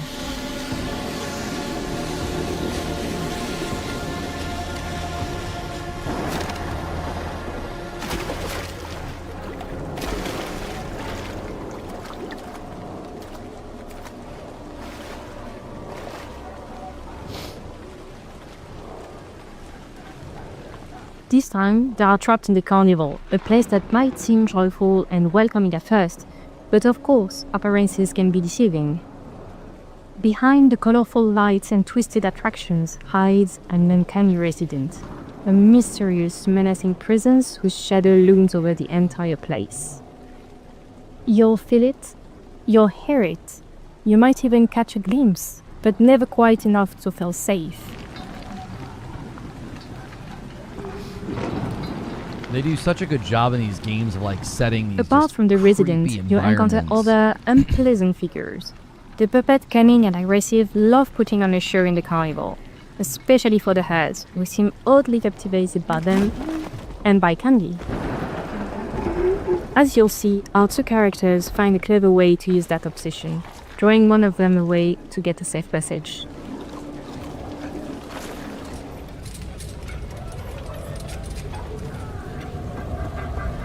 Little Nightmares 3 is full of eerie challenges. Sometimes you'll have to run for your life.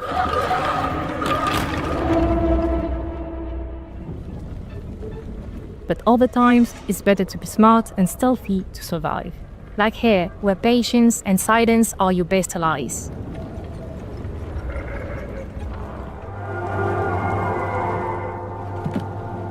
As in the previous titles, you'll face clever puzzles that block your path.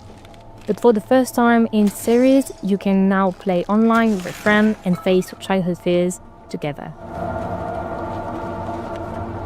Prefer to play solo? Don't worry, the other character will be controlled by a helpful AI companion.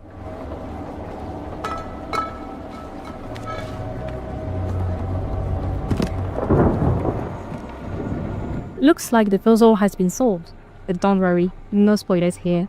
You'll get to experience it all for yourself when Little Nightmares 3 launches October 10th, 2025.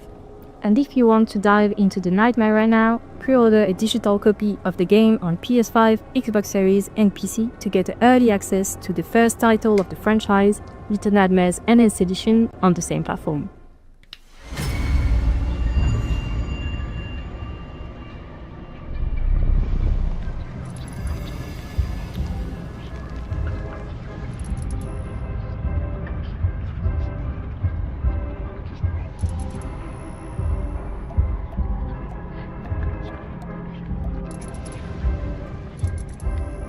Yeah, that's definitely a game to play with Madam in October.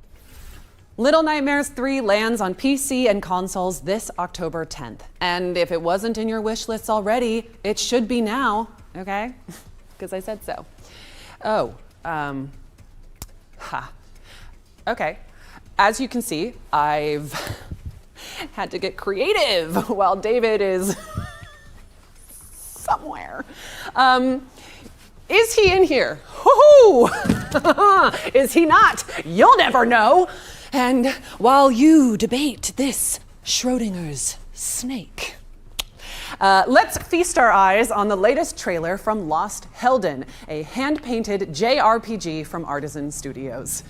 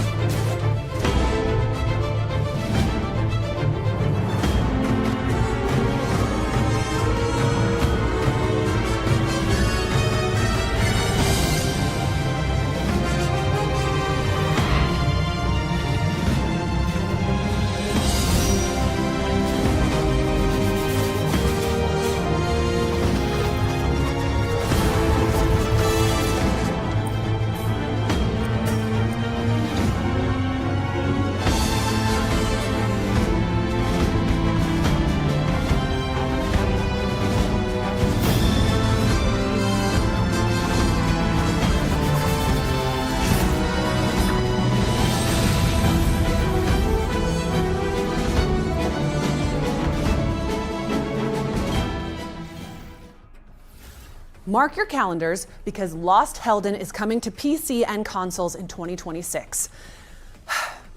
We've got another world premiere up next, and the developers were kind enough to send me a temporary co-host.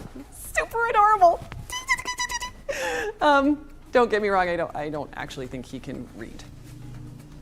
So, Anyway, here is your first look at Serial World. Yeah, show them. All right, I'll show them. Ha ha!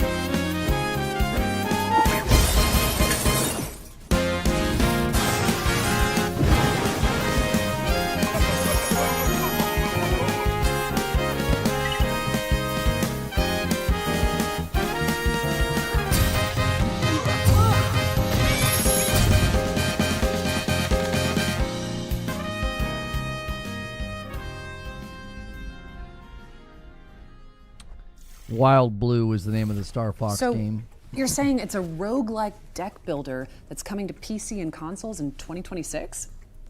Oh, well, cool. Yeah, I'll let them know. What's that?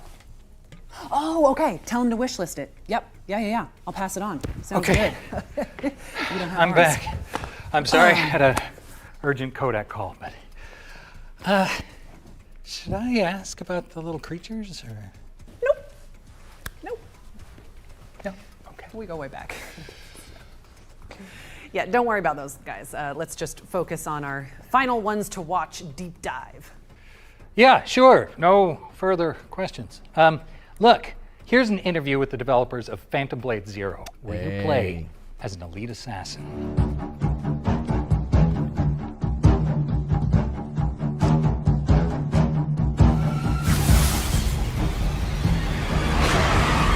Phantom Blade Zero is an action RPG, but it's like a playable kung fu movie, so all the movements are motion captured by real kung fu masters. We have 30 main weapons and more than 20 secondary weapons. You can pick 2 primary weapons and 2 secondary weapons, so all these 4 combined together to build a set. There are tons of different play styles and different varieties you can choose from in games. I think we may be the first one to bring all the cool weapons in Chinese kung fu cultures to this level of production. So I think this is something attractive to not only the Chinese players, but for the players around the world.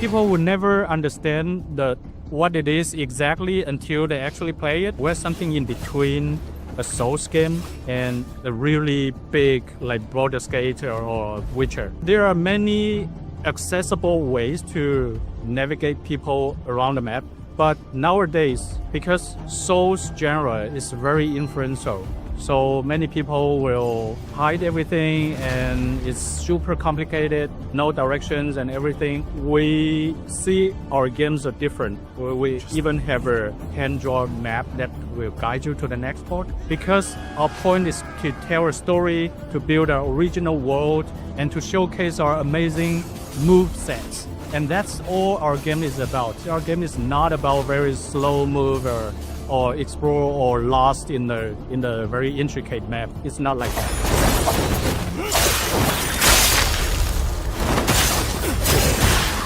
There are 3 levels of completion of our game. The first run for an average player, I would say the first run will just review like 30% or 40% of the whole game, and you will miss more than half of the content. This demo, this whole level is actually an optional level in our whole game. Very handcrafted, well-polished level that can be totally missed in the walkthrough. Yeah, Phantom Blade Zero is a new game you'll never see before. So you're welcome to follow our social medias like X, TikTok, and Instagram and YouTube. First day will be on Steam, Epic Game, and PlayStation 5 and 5 Pro. So stay tuned to our game and keep your eye on us. We will announce the releasing date this year within 2025.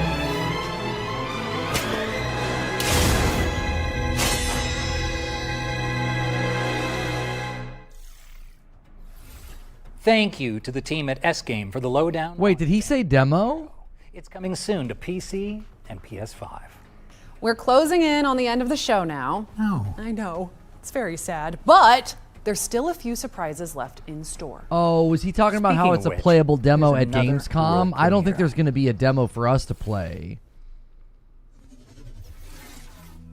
The Witch Spire, as old as time itself, and just as powerful.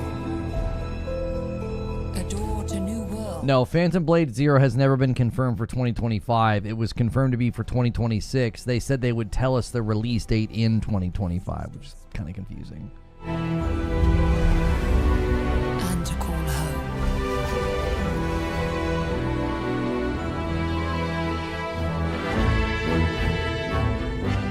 But also filled with dangers.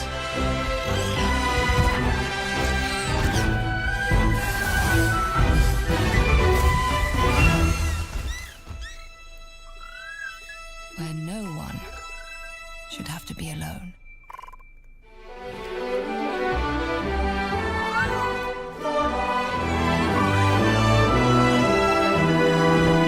But a darkness rises.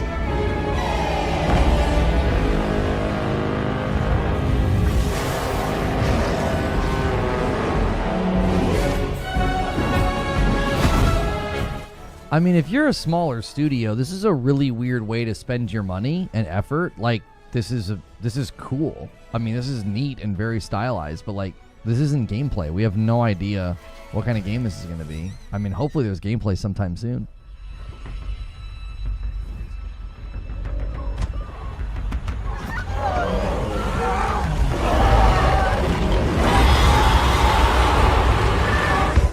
So open the doors and step through the Witch Spire.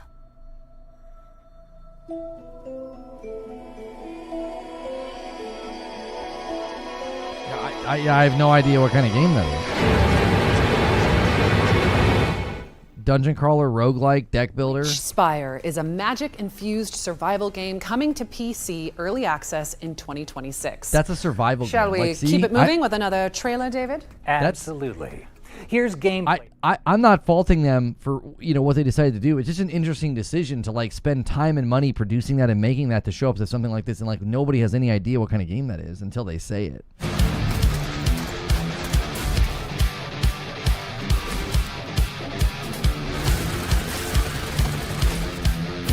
Yeah, according to the Steam listing, it's an adventure open world survival craft game.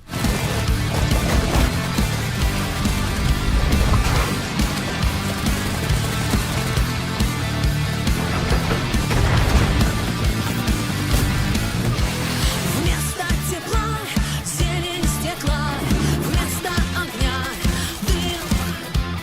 Из сетки календаря выхвачен день.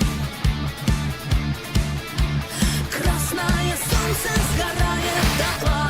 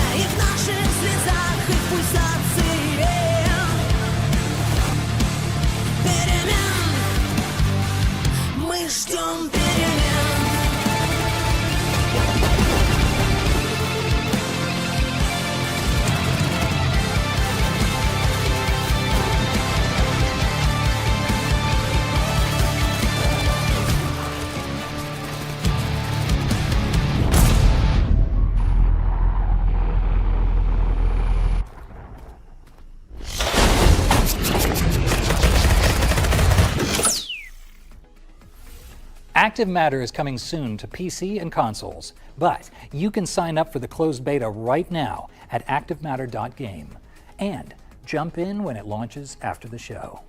All right, let's throw it over to our friends at Capcom to learn more about the publisher's upcoming space station adventure, Pragmata.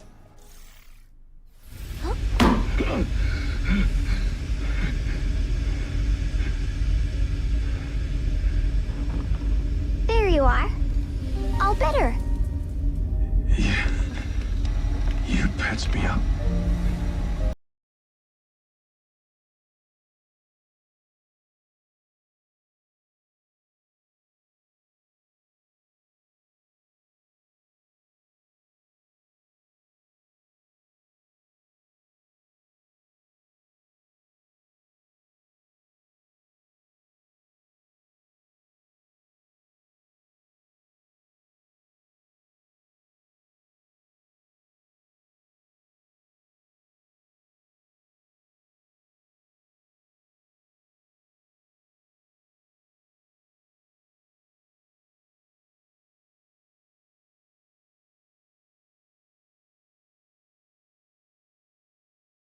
Hugh back to Earth.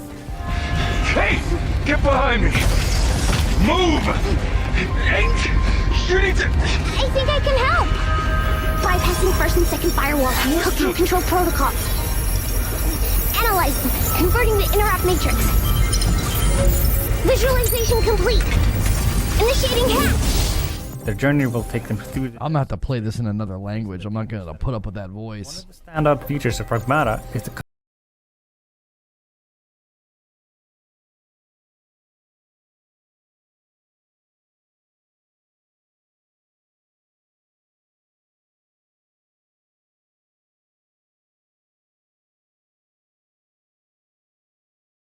continue their exploration. I like that, like, you're actively hacking them with the D-pad and then shooting them. Like, that's a cool mechanic. And Hugh can use his thrusters to hover around the station and to quickly dodge enemy attacks.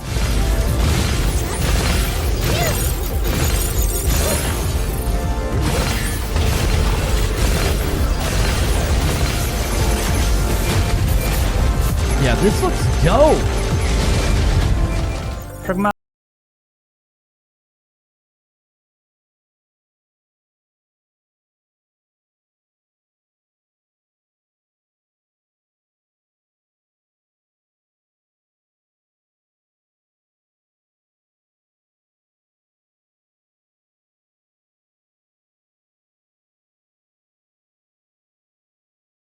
Pragmata is coming in 2026, so wishlist it now. And if you're here at Gamescom, you can play it on the show floor.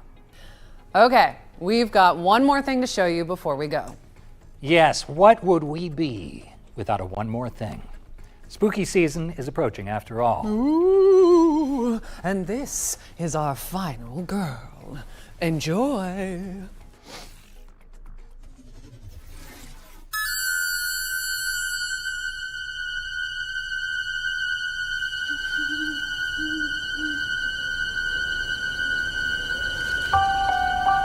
A quiet town, just like hundreds of other small towns all across America. A town just like yours. But it was here, on October 31st, 1963. No motive, no warning, no provocation, just senseless death.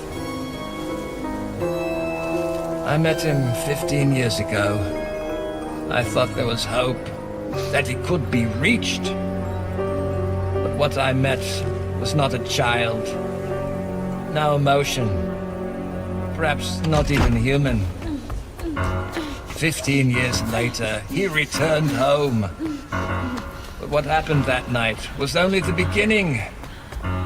It wasn't just a killing spree. It was a reckoning. Whoa, calm down. He was going for me to... come on, come on, we have to go. No. I really hope this isn't another multiplayer game. You can't reason with him. You can't kill.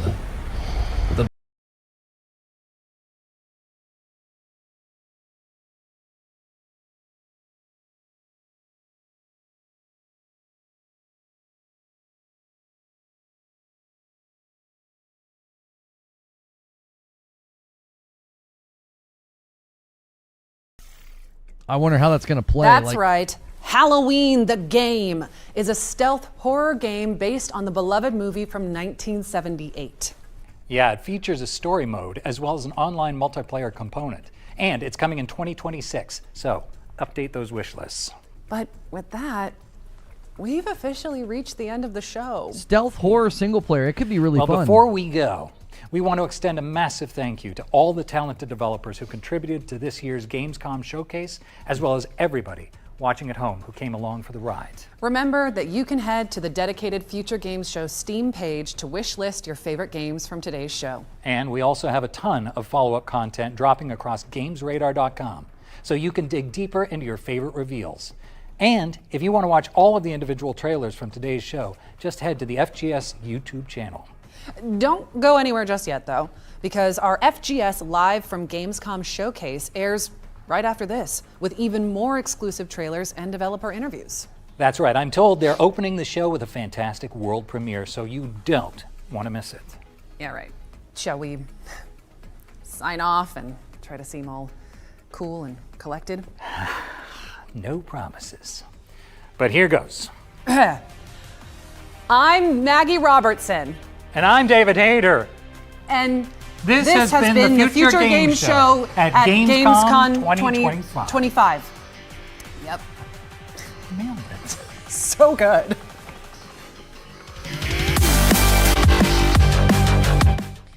I always think they do a great job. I know they get a little hokey. They get like a little hokey with the jokes and stuff. But I always think they do a good job. The pacing's good. They show a lot. I didn't write down nearly as much this time. I wish listed a couple of things. Yeah. Oh yeah, we don't need to watch this. So I think they typically do a pretty good job. I think the pacing is the main reason I like their showcase.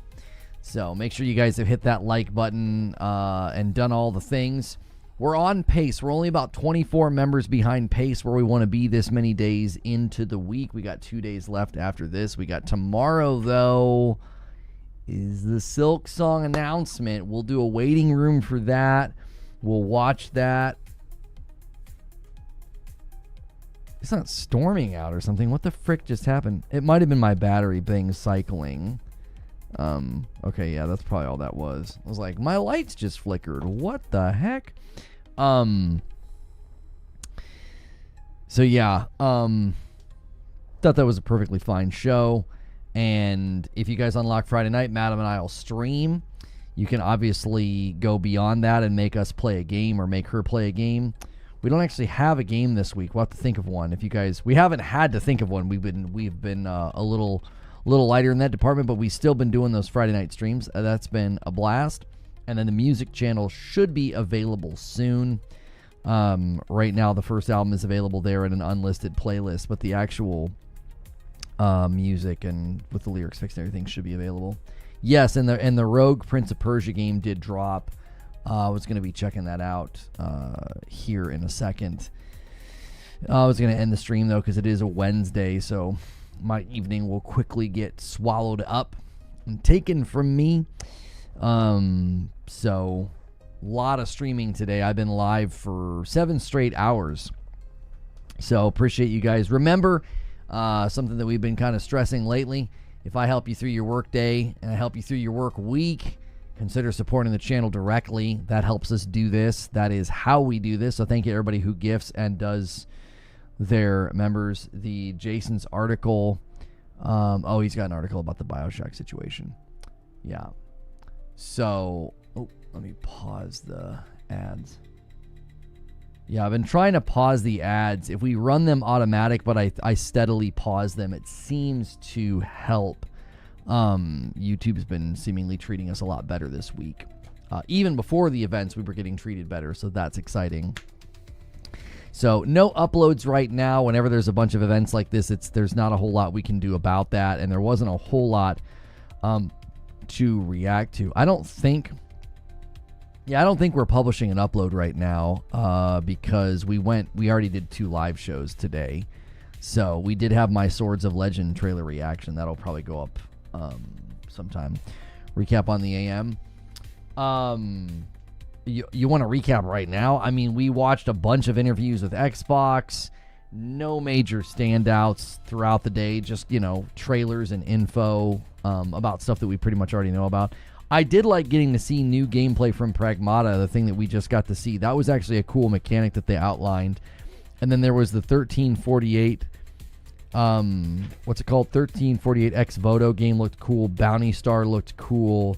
And then Halloween. Bounty Star was the one with like the mechs and stuff. That's like coming in October. And then Halloween could be a cool game as well. So, yeah. Make sure you guys hit like on the way out. Make sure if you are a gifted member, a sub, a paying member, any of those things to get into the Discord and sync your account, you get access to all those things. You get access to the rooms. You get access to the stuff. You won't miss out on anything when you are in there. So Abyssal Eye, thank you so much for jumping back in. 5 months. It was actually a close count today. That puts us at 277. 36-30 here at the tail end.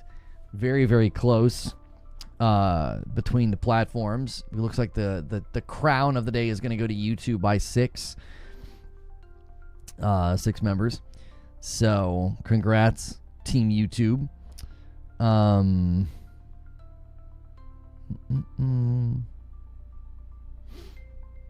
Yeah.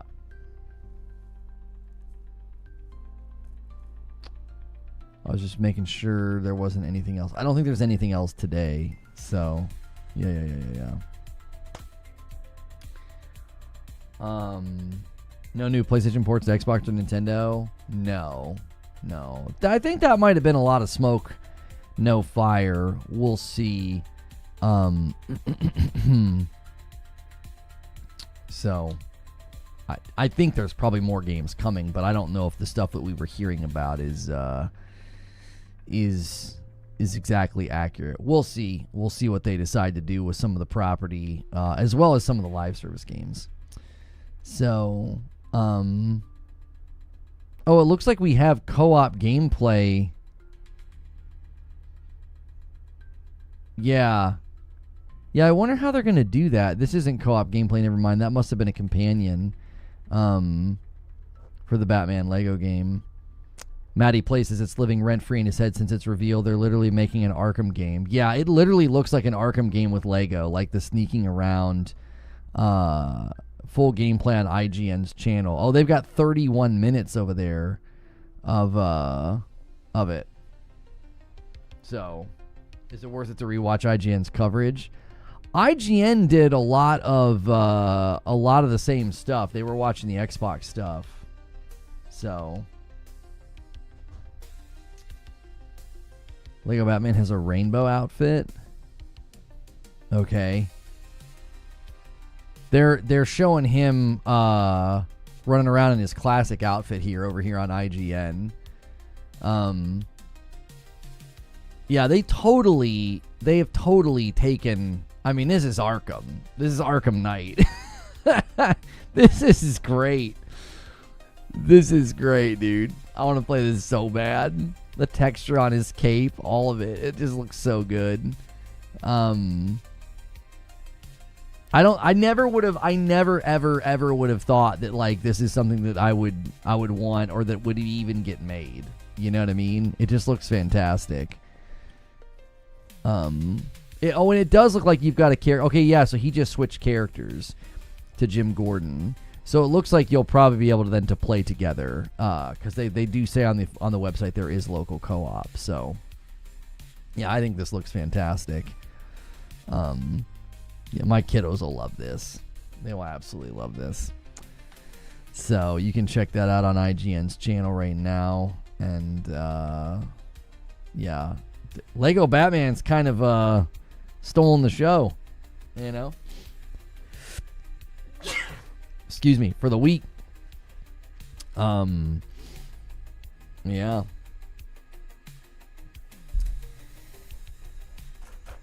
Steam page single player only. Yeah, somebody in the Discord, Sven, I think it was, Sven's found a screenshot from the official FAQ on it. Lego Batman Legacy of the Dark Knight. The official, like, Warner Brothers page. They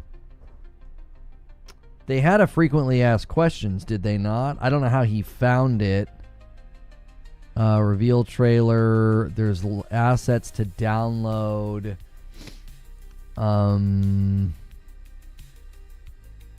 Somebody found that. They found the frequently asked questions about the game. It was a screenshot, though. Yeah, here we go.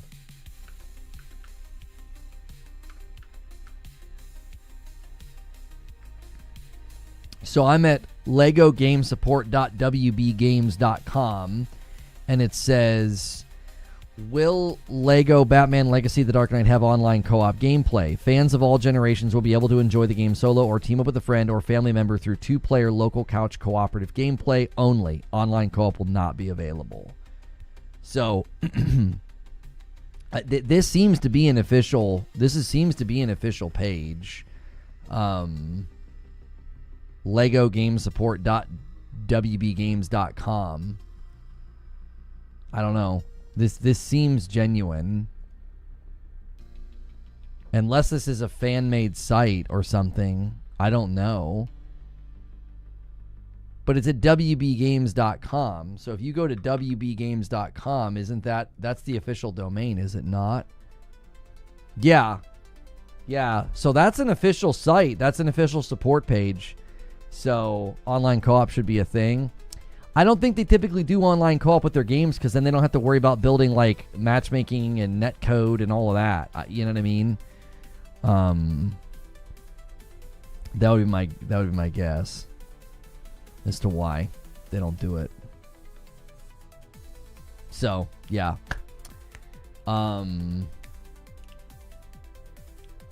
Anyways, appreciate you guys so much and all the support for the shows. These days are so fun. Tomorrow's going to be a big day, man. We'll do that Hollow Knight waiting room, and then we'll just watch the rest of the announcements and stuff. We'll probably do a second stream. Actually, I don't know if we'll do a second stream. We may just kind of do that, and then I don't know. I'll have to look at the schedule because the Xbox stuff is in the morning, but that's when the Hollow Knight thing's happening, and that's probably a better use of our time. Because the Xbox thing was fine, but they typically just kind of sit there and interview devs. So, anyways, make sure you guys are in the Discord and plugged in. Those notifications on YouTube and Twitch are not reliable, but being in the Discord, you won't miss a thing. So, appreciate you guys so much. All the resubs and subs. And hit like on the way out. And we will see you guys in the morning. All right, take care.